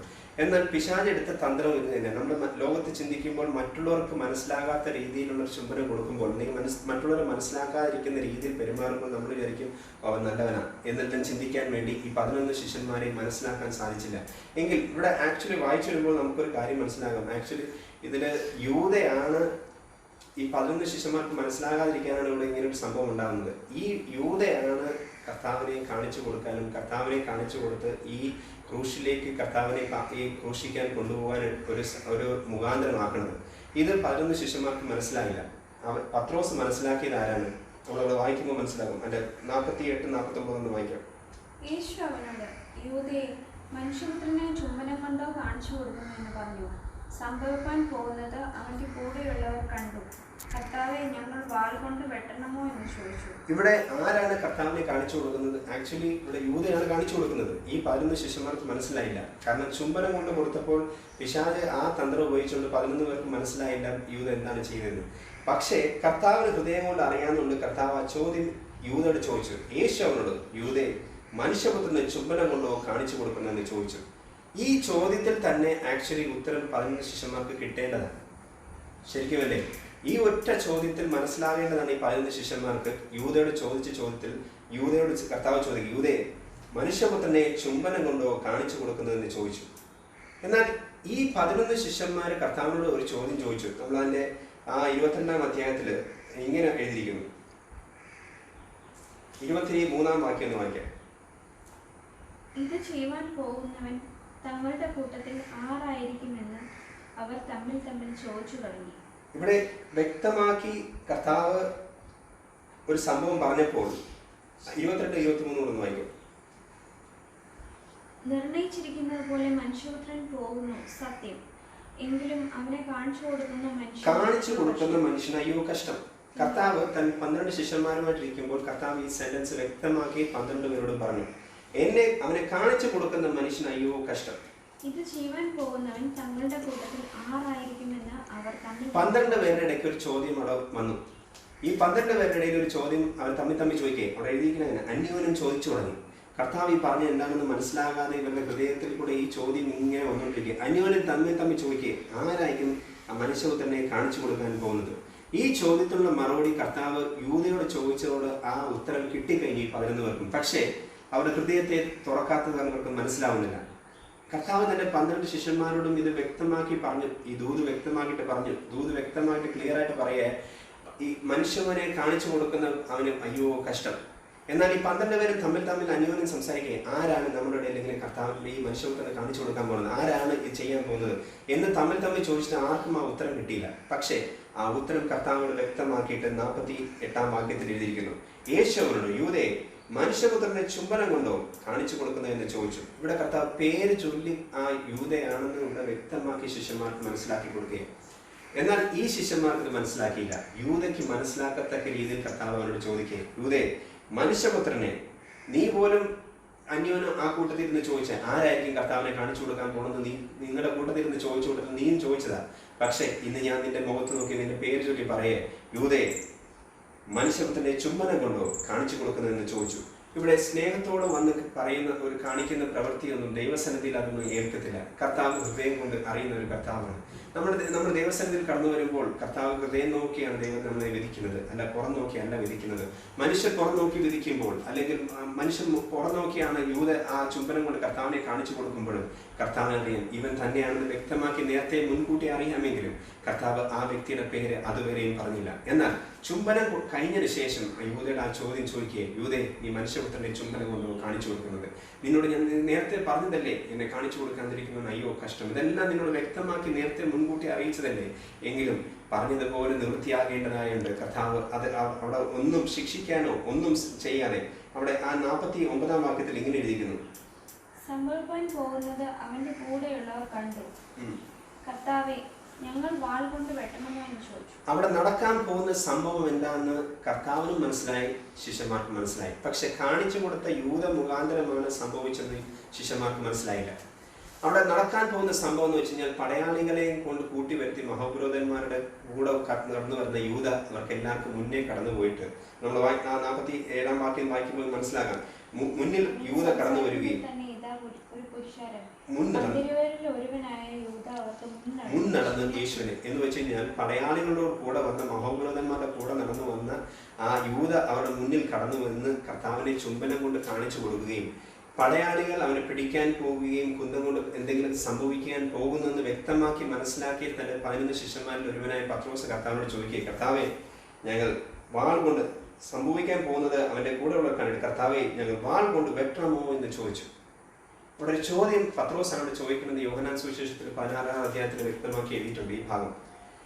പത്രോസ് അവിടെ ചോദിച്ച ചോദ്യത്തിന് കർത്താവിന് മറുപടി കൊടുത്തില്ല. കർത്താവിന് മറുപടി കൊടുക്കാത്ത വേറൊന്നുമല്ല, വാൾ കൊണ്ട് വെട്ടണമോ എന്ന് ചോദിക്കാനുള്ള കാരണത്തിന് മറുപടി കൊടുത്തില്ല. കാരണം അതിന്റെ 38-ാം വാക്യത്തിൽ ഇങ്ങനെ കർത്താവ് വചനം എഴുതിയിരിക്കുന്നു, കർത്താവേ, ഇവിടെ 2 വാളുണ്ട് എന്ന് അവർ പറഞ്ഞതിന് മതി എന്ന് അവൻ അവരോട് പറഞ്ഞു. എന്നാൽ ഇത് സംഭവിക്കേണ്ടതാണെന്ന് യശയ്യാ പ്രവാചക പുസ്തകത്തിലും യെരമ്യാ പ്രവാചക പുസ്തകത്തിലൊക്കെ ഇത് എഴുതിയിട്ടുണ്ട്. ഇത് കർത്താവിനെ പിടിക്കാൻ വരുമ്പോൾ എന്ത് സംഭവിക്കുമെന്ന് വ്യക്തമാക്കി അന്നത്തെ പ്രവാചകന്മാരിൽ കൂടെ വ്യക്തമാക്കി പറഞ്ഞ സംഭവമാണ് ഇവിടെ നിവൃത്തിയാവാൻ പോകുന്നത്. അതുകൊണ്ട് യേശു നേരത്തെ ശിഷ്യന്മാരോട് ഇത് പറഞ്ഞതാ. ശിഷ്യന്മാരോട് ഇത് വ്യക്തമാക്കി പറഞ്ഞതാ ഇത് നടക്കാൻ പോകുന്ന സംഭവം. അതുകൊണ്ട് കർത്താവിനോട് പറഞ്ഞു വാളെടുക്കണമെന്നെല്ലാം പറഞ്ഞു. കർത്താവെ, ഇവിടെ 2 വാളുണ്ട് എന്ന് അവൻ പറഞ്ഞതിന് മതി എന്ന് അവൻ അവരോട് പറഞ്ഞു. എന്ന് വെച്ച് കഴിഞ്ഞാൽ നടക്കാൻ പോകുന്ന സംഭവം വ്യക്തമാക്കി പത്രോസിനും എല്ലാവർക്കും വെളിപ്പെടുത്തി കൊടുത്തിട്ടും പത്രോസിന് ഇത് കാര്യമൊന്നും മനസ്സിലായില്ല. എന്നാൽ കർത്താവ് ഈ ഭാഗം പറഞ്ഞപ്പോൾ ഈ വാളും എടുത്ത് ഉറയിലും വെച്ച് പത്രോസ് നടക്കുക. ഞാൻ ആ ഭാഗം വായിച്ചു വരുമ്പോൾ മനസ്സിലായ ഒരു സംഭവം എന്ന് വെച്ച് കഴിഞ്ഞാൽ കർത്താവിന്റെ കൂടെ നടന്ന ശിഷ്യന്മാരുടെ ഇടയിലൊന്നും ഈ വാളോ ആയുധങ്ങളോ ഒന്നും അവിടെ ഉണ്ടായിട്ടില്ല. കാരണം പലപ്പോഴും ശിഷ്യന്മാർ നടന്നു പോകുമ്പോൾ കർത്താവിന്റെ കൂടെ നടക്കുമ്പോൾ ഒരു ആയുധവും കയ്യിൽ കരുതാതെയാണ് അവർ കടന്നു പോകുന്നത്. എന്ന് വെച്ചാൽ ആയുധം എടുക്കേണ്ട ഒരു കാര്യമില്ല, അങ്ങനത്തെ ഒരു സംഭവം അവർക്കില്ല. പക്ഷെ ഇവിടെ ഒരു സംഭവത്തിൽ മാത്രം കർത്താവ് വാളെടുക്കാൻ വേണ്ടി കർത്താവിടെ അതിന്റെ 37-ാം വാക്യത്തിലേക്ക് വായിച്ചു വരുമ്പോൾ മനസ്സിലാക്കുന്നുണ്ട്. എന്നാൽ ഇവിടെ മാത്രം പത്രോസ് വാളെടുത്ത് ഉറയിലെടുത്ത് വെക്കുന്നുണ്ട്. എന്നാൽ അത് കർത്താവ് അതിന് നോ പറയുവാനോ അല്ലെങ്കിൽ അത് നടക്കേണ്ട സംഭവമായിട്ട് കർത്താവ് അതിന് നോയോ അതിനൊരു ഇടർച്ച വരുത്തുവാനോ ഒന്നും ഇടയായില്ല. എന്നാൽ മറ്റുള്ളൊരു സംഭവത്തിൽ നമ്മൾ വായിച്ചു വരുമ്പോൾ കർത്താവ് യെരൂശലേമിലേക്ക് കടന്നു വരുമ്പോൾ യോഹന്നാനും പത്രോസും കർത്താവിനോട് ചോദിക്കുന്നുണ്ട്, ശമരിയ പട്ടണത്തിലേക്ക് കടന്നു വരുമ്പോൾ കർത്താവ് യെരൂശലേമിലേക്ക് വരുന്ന വഴിക്ക് ശമരിയ വഴി വരുമ്പോൾ ശമരിയയിലുള്ളവർ ആരും കർത്താവിനെ അംഗീകരിച്ചില്ല. അങ്ങനെ അംഗീകരിക്കാതെ വന്നപ്പോൾ കർത്താവിനോട് ശിഷ്യന്മാരായ പത്രോസും യോഹന്നാനും ചോദിക്കുന്ന ഒരു ഭാഗം നമുക്ക് വായിക്കാൻ മനസ്സിലാകും. കർത്താവെ, നീ സ്വർഗത്തിൽ നിന്ന് തീ ഇറക്കി നശിപ്പിക്കാൻ പാടില്ല എന്ന് പറഞ്ഞപ്പോൾ കർത്താവ് പറഞ്ഞു, ഇല്ല, നിങ്ങൾ ഏത് ആത്മാവിൽ രൂപപ്പെട്ടു എന്ന് വെച്ച് കഴിഞ്ഞാൽ നശിപ്പിക്കുവാനല്ല ഞാൻ വന്നിരിക്കുന്നത്, ഞാൻ രക്ഷിക്കാനാണ് വ്യക്തമായിട്ട് വന്നിരിക്കുന്നത് വ്യക്തമാക്കി മനസ്സിലാക്കി കൊടുക്കുന്നത് തന്റെ 2 ശിഷ്യന്മാരോട്, പത്രോസിനും യോഹന്നാനും. എന്നാൽ അവിടെയുള്ള ജനം കർത്താവിനെ സ്വീകരിക്കാതെയും കർത്താവിനെ ഒരു അംഗീകരിക്കാതെ ഇരിക്കുന്ന സമയത്ത് കർത്താവിനോട് അവർ പറയാം, കർത്താവെ, നിനക്ക് സ്വർഗത്തിൽ നിന്ന് തീ ഇറക്കി ഇവരെ നശിപ്പിക്കാൻ പാടില്ലേ? അങ്ങനെ അംഗീകരിക്കാത്തതിനും കർത്താവ് ഏത് ആത്മാവിനാണ് നിങ്ങൾ മുതിർന്നത്, അങ്ങനത്തെ ഒരു സ്വഭാവം നിങ്ങളുടെ ഇടയിൽ വരരുത്. ഞാൻ നശിപ്പിക്കാനല്ല രക്ഷിക്കാൻ അത്രയും ഞാൻ വന്നിരിക്കുന്നത് വ്യക്തമാക്കി ശിഷ്യന്മാരോട് പറഞ്ഞു. എന്നാൽ അന്ന് അവരുടെ കയ്യിൽ വാളുണ്ടായിരുന്നെങ്കിൽ ചിലപ്പോൾ ഈ നിങ്ങൾക്ക് വെട്ടുമായിരുന്നു.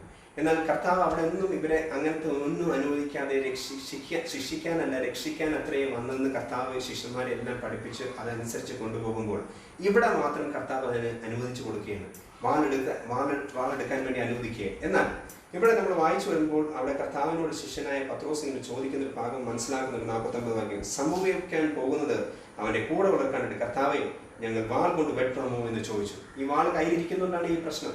ഈ വാള് കയ്യിലില്ലെങ്കിൽ ഇങ്ങനെ ഒരു ചോദ്യം ചിലപ്പോൾ പത്രോസ് ചോദിച്ചെന്ന് വരത്തില്ല. എന്നാൽ ദൈവം അനുവദിച്ചു കൊടുത്തത് കൊണ്ട് മാത്രമാണ് പത്രോസ് ഈ വാളെടുക്കാൻ ഇടയായത്. എന്നാൽ പത്രോസിന്റെ കയ്യിൽ ഈ വാളിരിക്കുന്നത് കൊണ്ടാണ് നമ്മുടെ കയ്യിൽ ആവശ്യമില്ലാത്ത എന്തെങ്കിലും ഉണ്ടെങ്കിൽ അത് മാറ്റിക്കഴിഞ്ഞാൽ ഈ ഒരു ചോദ്യം നമ്മുടെ പ്രവൃത്തിയിൽ കാണത്തില്ല. നമ്മൾ വിടേണ്ടതും മാറ്റേണ്ടതും മാറ്റിക്കഴിഞ്ഞാൽ ഈ ഒരു ചോദ്യം കർത്താവിനോട് ചോദിക്കുന്നത് സംഭവിക്കാൻ പോകുന്നത് അവന്റെ കൂടെ ഉള്ളക്കാനുണ്ട്. കർത്താവെ ഞങ്ങൾ വാൾ കൊണ്ട് വെട്ടണമോ എന്ന് ചോദിച്ചു. അവരിൽ ആ ചോദ്യത്തിന് കർത്താവ് വെട്ടാനോ വെട്ടണ്ടയോ ഒന്നും മറുപടി പറഞ്ഞില്ല. അതിൽ കാരണമുണ്ട്. ഈ ലൂക്കോസിന്റെ സുവിശേഷത്തിലും മത്തായി സുവിശേഷത്തിലും യോഹന്നാൻ സുവിശേഷത്തിലും ഈ സംഭവം തന്നെ എഴുതിയിട്ടുണ്ട്. അവിടെ കർത്താവ് ഈ 3 സ്ഥലത്തും കർത്താവ് വാൾ വെട്ടണ്ട എന്നുള്ള സംഭവം എഴുതിയിട്ടില്ല. എന്നാൽ ഇത് നടക്കേണ്ട ഒരു സംഭവം ആയതുകൊണ്ട് കർത്താവ് അതിനെ അനുവദിച്ചു കൊടുക്കുകയും നമ്മൾ ചിലപ്പോൾ ചിന്തിക്കും, എന്നാൽ കർത്താവ് ഇങ്ങനെ എന്നാൽ അവരോട് ശാസിക്കാൻ പാടില്ലേ, ഇങ്ങനെ ചെയ്യരുതെന്ന് കർത്താവ് പലപ്പോഴും പത്രോസിനെ ശാസിച്ചിട്ടുണ്ട്. നീ ഇത് ദൈവത്തിൽ നിന്നല്ല ഈ പറയുന്ന കാര്യങ്ങൾ, ഇത് പിശാച് എത്രയും നിന്നെ പറഞ്ഞ് സംസാരിപ്പിക്കുന്നതൊക്കെ വ്യക്തമാക്കി ശാസിക്കുന്ന ഒരു ഭാഗം നമുക്ക് വായിച്ചിട്ടുണ്ട്. അങ്ങനെയാണെങ്കിൽ കർത്താവിന് ഈ സംഭവം ഈ സിറ്റുവേഷൻ സ്ഥലത്ത് പത്രോസിനോട് പറയായിരുന്നു, ഇല്ല അങ്ങനെയല്ല എന്ന് പറയാറുണ്ട്. പക്ഷേ ഇത് കർത്താവ് പ്രവചനങ്ങൾ നിവൃത്തിയാകണം, പലതും നിവൃത്തിയാകാൻ വേണ്ടി കർത്താവ് അതിനെ വിട്ടുകൊടുക്കുകയും യൂദയും അതുപോലെ തന്നെ നിവൃത്തിയാകാൻ വേണ്ടി വിട്ടുകൊടുക്കുകയും പത്രോസും അവന്റെ ജീവിതത്തിൽ ഇത് നടക്കേണ്ടതാണെന്ന് വ്യക്തമാക്കി കർത്താവിനെ അറിയാവുന്നതുകൊണ്ട് അവന്റെ എടുത്തുചാട്ടം എന്താണെന്ന് അവനെ മനസ്സിലാക്കാൻ വേണ്ടി അത് അവന്റെ ജീവിതത്തിൽ ആ കയ്യിലുണ്ടായിരുന്ന വാള് കൊണ്ട് അവൻ വെട്ടുമെന്ന് കർത്താവിന് അറിയാവുന്നതുകൊണ്ട് അവനെ കൊണ്ട് എടുപ്പിക്കുവാനും ഇങ്ങനൊരു സംഭവം ഉണ്ടാവാനിടെ അവന്റെ ചോദ്യത്തിൽ കർത്താവിന് മറുപടി കൊടുക്കണമെങ്കിൽ തന്നെ അവനോട് 50-ാം വാക്യത്തിൽ ഇങ്ങനെ എഴുതിയിരിക്കുന്നു, അവരിലൊരുത്തൻ മഹോപുരോഹിതന്റെ ദാസനെ വെട്ടി അവന്റെ വലത്ത് കാത് അറുത്തു. അപ്പോൾ യേശു ഇത്രയും മതി എന്ന് പറഞ്ഞു. ഇവിടെ നമ്മൾ വായിച്ചു വരുമ്പോൾ അവിടെ മനസ്സിലാക്കും. ഇവിടെ ഞാൻ ലൂക്കോസിന്റെ സുവിശേഷം വായിക്കുമ്പോൾ നിങ്ങൾക്ക് അവിടെ പേര് കാണുന്നില്ല, അവരിൽ ഒരുത്തനെന്ന് മാത്രമേ ഉള്ളൂ. എന്നാൽ യോഹന്നാൻ സുവിശേഷത്തിൽ ഇങ്ങനെ വ്യക്തമാക്കി എഴുതിയിട്ടുണ്ട്.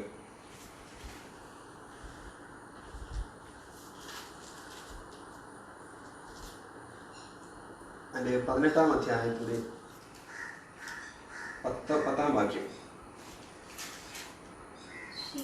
ശിമോൻ പത്രോസ് തനിക്കുള്ള വാൾ ഊരി മഹാപുരോഹിതന്റെ ദാസനെ വെട്ടി അവന്റെ വലത്തെ കാത് അറുത്ത് കളഞ്ഞു. ആ ദാസന് യോഹന്നാൻ സുവിശേഷത്തിൽ വ്യക്തമാക്കിയിട്ട് ആരാ വെട്ടിയെന്ന് ഞാൻ എഴുതിയിട്ടുണ്ട്. ഞാൻ അതുകൊണ്ടാണ് ഈ ജസ്റ്റ് ഒന്ന് വായിക്കാൻ വേണ്ടി ഞാൻ പറഞ്ഞ പേര് ഇവിടെ ഇല്ലെങ്കിലും മൽക്കോസ് എന്നൊരു വെട്ടിയ വ്യക്തി പത്രോസാണെന്ന് ഞാൻ പറയാൻ വേണ്ടിയാണ് ഈ വായിച്ചത്. ലൂക്കോസിന്റെ സുവിശേഷത്തിൽ അത് എഴുതിയിട്ടില്ല. മത്തായി സുവിശേഷത്തിൽ ഈ സംഭവം എഴുതിയിട്ടുണ്ടെങ്കിലും അവിടെ കർത്താവ് മത്തായി സുവിശേഷത്തിലാണ് വ്യക്തമായിട്ട് പറഞ്ഞത് പത്രോസിനോട് തിരിഞ്ഞിട്ട്. ഇവിടെ ആ ഭാഗം എഴുതിയിട്ടില്ല, കാര്യം 3 സുവിശേഷം കൂടെ കമ്പൈൻ ചെയ്യുമ്പോൾ ആ സിറ്റുവേഷൻ മനസ്സിലാകുള്ളൂ.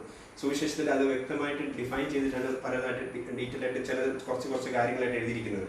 എന്നാൽ കർത്താവ് ഈ വാളെടുത്ത് വെട്ടണ്ട എന്ന് പറഞ്ഞിട്ടില്ല. പക്ഷേ കർത്താവ് വാളെടുക്കാൻ അത് നിവൃത്തിയാകണം എന്ന് വ്യക്തമാക്കി മനസ്സിലാക്കി ദൈവം അത് അനുവദിച്ചു കൊടുത്തതിന് ശേഷം പത്രോസ് വാൾ കൊണ്ട് വെട്ടുവാനിടയായി.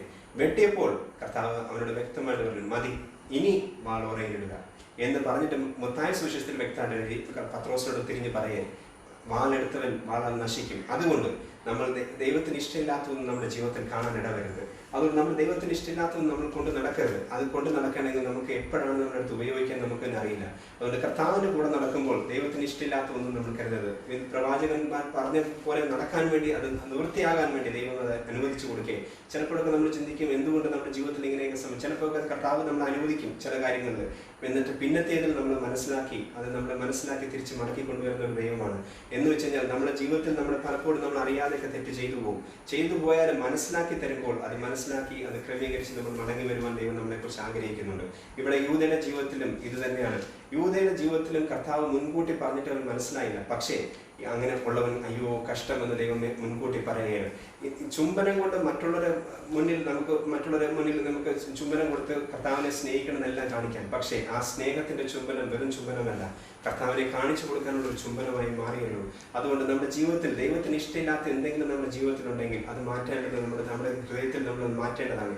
എന്നാൽ ദൈവസന്നിധിയിൽ കടന്നു വന്നപ്പോൾ പത്രോസ് ഇത് കാണിച്ചപ്പോൾ കർത്താവ് എന്ത് ചെയ്തു? കർത്താവ് അവരുടെ മുന്നിൽ വെച്ച് ആ മൽക്കോസിന്റെ ചെവി എന്ത് ചെയ്തു? അവന്റെ കാത് തൊട്ട് സൗഖ്യമാക്കി. അവരുടെ മുന്നിൽ ദൈവത്തിന്റെ പ്രവൃത്തി കാണിച്ചു കൊടുത്തു. ഞാൻ ആരാണെന്ന് വ്യക്തമാക്കി കർത്താവ് അവരുടെ മുന്നിൽ കാണിച്ചു കൊടുത്തു. ഇത് ഞാൻ അത് പറയാൻ കാരണം, ഇത്രയും പറയാൻ കാരണം ഈ ഒരു സൗഖ്യത്തിനെ കുറിച്ച് പറയാൻ വേണ്ടി കൂടെയാണ്. അവന്റെ കാത് തൊട്ട് സൗഖ്യമാക്കി. പത്രോസ് ഈ കാത് വെട്ടിയില്ലായിരുന്നെങ്കിൽ ആ കൂടെ വന്ന പടയാളികളും മഹോപുരോധന്മാരും മൽക്കോസിനും എല്ലാവർക്കും വ്യക്തമാക്കി കാണിച്ചു കൊടുക്കണം കർത്താവ് ഇന്നും ശക്തനാണെന്ന്, ദൈവം ഇതാണെന്ന് വ്യക്തമാക്കി മനസ്സിലാക്കാൻ വേണ്ടി പത്രോസ് ആ മൽക്കോസിന്റെ കാത് വെട്ടിയപ്പോൾ അവൻ ഒന്നും ചെയ്യാതെ ആദ്യം തന്നെ കാതെടുത്തിട്ട് അവന്റെ ചെവി വെച്ചിട്ട് സൗഖ്യമാക്കുന്ന ഒരു ഭാഗം നമുക്ക് മനസ്സിലാകും. അത്രയും കൂടെ മനസ്സിലാവും ഇത് ദൈവമാണ്. ദൈവത്തിന് ഉടനെ അവനെടുത്ത് വൈദ്യന്റെ അടുത്ത് കൊണ്ടുപോകാനല്ല അവർ ശ്രമിച്ചത്. അല്ലാതെ അവൻ വേദന കൊണ്ട് പൊളയുമ്പോൾ ദൈവം അവനെ സൗഖ്യമാക്കി. ആരാണ് ദൈവമെന്ന് അവനെയും അവിടെ ഉള്ളവരെയും വ്യക്തമാക്കി മനസ്സിലാക്കിയ ഇത് യേശു തന്നെയാണ്, ഇത് ദൈവത്തിന്റെ പുത്രനാണെന്ന് വ്യക്തമാക്കി അവരെ കാണിച്ചു കൊടുത്തിട്ടും, ഇങ്ങനൊരു സിറ്റുവേഷൻ കാണിച്ചു കൊടുത്തിട്ടും അവർക്കാർക്കും മനസ്സിലാക്കാനുള്ള ഒരു ഹൃദയം അവർക്കില്ലായിരുന്നു. നമ്മൾ ഇവിടുന്ന് ഒരു കാര്യം മനസ്സിലാക്കേണ്ടതാണ്. ദൈവത്തിന്റെ പ്രവൃത്തി നടക്കാൻ നേരത്ത് ദൈവം ചിലപ്പോൾ വിട്ടുകൊടുക്കും. അത് വിട്ടുകൊടുക്കുമ്പോൾ നമ്മൾ അത് മനസ്സിലാക്കി തിരിച്ച് മടങ്ങി വരാനും ദൈവം നമ്മളെ കുറിച്ച് ആഗ്രഹിക്കും. പത്രോസിനെ വാൾ കൊണ്ട് വെട്ടുമ്പോഴും മനസ്സിലാക്കേണ്ടത് ഒരു കാര്യമാണ്, അത് ദൈവത്തിന്റെ ഒരു പ്രവൃത്തിയായിരുന്നു അവിടെ നടന്നതെങ്കിലും പിന്നത്തേതിൽ പത്രോസിനോട് ഒരു വാണിംഗ് കർത്താവ് കൊടുക്കുകയെ പത്രോസ് ഇവനോട് വ്യക്തമായിട്ട് പറഞ്ഞു, മതി, ഇത് മതി എന്ന് പറഞ്ഞിട്ട് മത്തായി സുവിശേഷം വ്യക്തമായിട്ട് എഴുതിയിരിക്കുന്നത് വാളെടുക്കുന്നവൻ വാളാൽ നശിക്കും. അതുകൊണ്ട് നമ്മൾ ദൈവത്തിന് ഇഷ്ടമില്ലാത്തതൊന്നും നമ്മുടെ ജീവിതത്തിൽ കൊണ്ട് നടക്കാൻ ഒരിക്കലും ഇടവരരുത്. ഇവിടെ നമ്മൾ വായിച്ചു വന്ന ഭാഗത്തിലേക്ക് ഒന്നുകൂടെ കടന്നു വരാം. 47-ാം വാക്യത്തിൽ ഇങ്ങനെ എഴുതിയിരിക്കുന്നു, അവൻ സംസാരിക്കുമ്പോൾ തന്നെ ഇതാ ഒരു പുരുഷാരൻ 12 യൂദ അവർക്ക് മുൻനടനെ യേശുവിനെ ചുമപ്പാനടുത്ത് വന്നു. നമ്മൾ ദൈവത്തിന് ഇഷ്ടമില്ലാത്തത് എന്തെങ്കിലും നമ്മൾ കർത്താവിൽ നിന്ന് വിട്ട് മാറി നിൽക്കുകയാണെങ്കിൽ തീർച്ചയായും മനസ്സിലാക്കിക്കോണം, ദൈവത്തിന് ഇഷ്ടമില്ലാത്ത പാതയിലും ദൈവത്തിന് ഇഷ്ടമില്ലാത്തവരുടെ കൂടെ നമ്മൾ പോകാനും ഒക്കെ ഇടയാവും. ഈ 12 പേരുമായി കർത്താവിന് അവസാനമായി പറഞ്ഞപ്പോഴും കർത്താവ് തന്റെ ശിഷ്യന്മാരോട് വ്യക്തമായിട്ട് പറഞ്ഞത്, നിങ്ങൾ പരീക്ഷയിൽ അകപ്പെടാൻ പോവുകയാണ്, പരീക്ഷയിൽ അകപ്പെടാൻ എഴുന്നേറ്റ് പ്രാർത്ഥിക്കാൻ അവസാനമായി കർത്താവ് തന്റെ ശിഷ്യന്മാരോട് പറയുകയാണ്. കർത്താവ് വ്യക്തമായിട്ട് പറഞ്ഞൊരു സംഭവമാണ്, ഇനി ഞാൻ കുറച്ച് നാൾ നിങ്ങളുടെ കൂടെ ഉണ്ടാകത്തില്ല. അതുകൊണ്ട് നിങ്ങൾ എന്ത് ചെയ്യണം? ഇത്രയും നാൾ 3.5 വർഷം ഞാൻ നിങ്ങളുടെ കൂടെ ഉണ്ടായിരുന്നപ്പോഴൊന്നും നിങ്ങൾക്ക് ഉപവസിക്കേണ്ടതോ പ്രാർത്ഥിക്കേണ്ടതോ ഒരു കാര്യമുണ്ടായില്ല. പക്ഷേ ഞാൻ നിങ്ങളെ വിട്ടുപോകാൻ പോകുക. അതുകൊണ്ട് നിങ്ങൾ പരീക്ഷയിൽ അകപ്പെടാതിരിക്കാൻ ഉണർന്ന് പ്രാർത്ഥിച്ചേ മതിയാകുള്ളൂ. അങ്ങനെ പ്രാർത്ഥിക്കാൻ വേണ്ടി 11 ശിഷ്യന്മാരോട് വ്യക്തമായിട്ട് പറഞ്ഞ കൂട്ടത്തിൽ 3 പേരോട് വ്യക്തമായിട്ട് കർത്താവ് ഉറക്കത്തിൽ എണീറ്റ് കർത്താവിന് വ്യക്തമാക്കി അവരോട് പറയണം, ഉണർന്ന് പ്രാർത്ഥിക്കണം. നമ്മൾ അങ്ങനെ അകപ്പെട്ടു പോകാതിരിക്കുവാൻ വേണ്ടി, പിശാചിന്റെ അടിമയിൽ പിശാച് നമ്മളെ എടുത്ത് ഉപയോഗിക്കാതിരിക്കാൻ വേണ്ടി ദൈവം നമ്മളെ ഉണർന്നിട്ട് പ്രാർത്ഥിക്കാൻ വേണ്ടി പറയുമ്പോൾ ഉണർന്ന് പ്രാർത്ഥിച്ച് ദൈവം നമ്മളെ കുറിച്ച് ആഗ്രഹിക്കുന്ന പോലെ ചിലപ്പോൾ ദൈവം അനുവദിച്ചിട്ടായിരിക്കും പലതും സംഭവിക്കുന്നത്. എങ്കിലും അത് ദൈവനാമോഹത്തിനാക്കി എടുക്കുവാൻ ദൈവനാമോഹത്തിനാക്കി എടുക്കാൻ പത്രോസ് അങ്ങനെ ചെയ്തെങ്കിലും അത് ദൈവനാമോഹത്തിന് കർത്താവിന്റെ ഒരു അത്ഭുത പ്രവൃത്തി അവിടെയും കാണുവാൻ അനേകർക്ക് ഇടയായെങ്കിലും അത് മറ്റുള്ളവർക്ക് മനസ്സിലായില്ലെങ്കിലും ഇന്ന് നമ്മൾ വായിക്കുമ്പോൾ ദൈവത്തിന്റെ പ്രവൃത്തി അനേകർക്ക് കാണുവാൻ ഇടയായെന്ന് നമുക്ക് വിശ്വസിക്കാൻ ഇടയായെങ്കിലും, അതുകൊണ്ട് നമ്മുടെ ജീവിതത്തിൽ ചിലപ്പോൾ അങ്ങനെ സംഭവിച്ചാലും ദൈവനാമ മഹത്വത്തിനാക്കാൻ ദൈവം നമ്മളെ അടുത്ത് ഉപയോഗിക്കും. അത് ദൈവം അനുവദിക്കാതല്ല പലതും നമ്മുടെ ജീവിതത്തിൽ നടക്കുന്നത്. എന്നാൽ ഇപ്പോൾ പറഞ്ഞതുപോലെ നമ്മൾ ആ 12 പേരിൽ നമ്മൾ ആ ഒരാളായി മാറിപ്പോകാൻ ഇടവരാതെ കർത്താവെ ദൈവം ആഗ്രഹിക്കുന്ന പോലെ ദൈവത്തിന്റെ സന്നിധിയിൽ ദൈവം പറയുന്നത് പോലെ കർത്താവ് പറയുന്നത് പോലെ അനുസരിച്ച് ദൈവത്തിന് പറയുന്നത് പോലെ നമ്മൾ പരീക്ഷയിൽ അകപ്പെടാതെ ഉണർന്ന് പ്രാർത്ഥിക്കുകയാണെങ്കിൽ പലപ്പോഴും നമ്മൾ പല രീതിയിൽ നമുക്ക് കഷ്ടങ്ങളിൽ നിന്ന് നമ്മളെ വിടുവിക്കാൻ ദൈവത്തിന് സാധിക്കും. പലപ്പോഴും കർത്താവ് നമ്മളെ അനുവദിക്കുന്നുണ്ടെങ്കിലും അതൊരു അത്ഭുതത്തിനോ അല്ലെ അടയാളത്തിനോ ആക്കി തീർക്കാൻ ദൈവത്തിന് സാധിക്കും. അതിനായി നമുക്ക് ഒരുങ്ങി തീർക്കാം. ദൈവം നമ്മെ അനുഗ്രഹിക്കുമാറാകട്ടെ.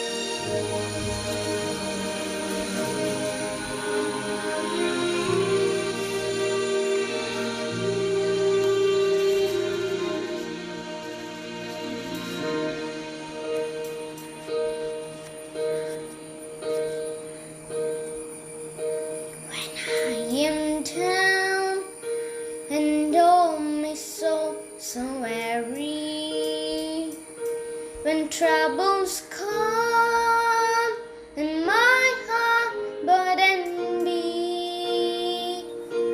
when I am still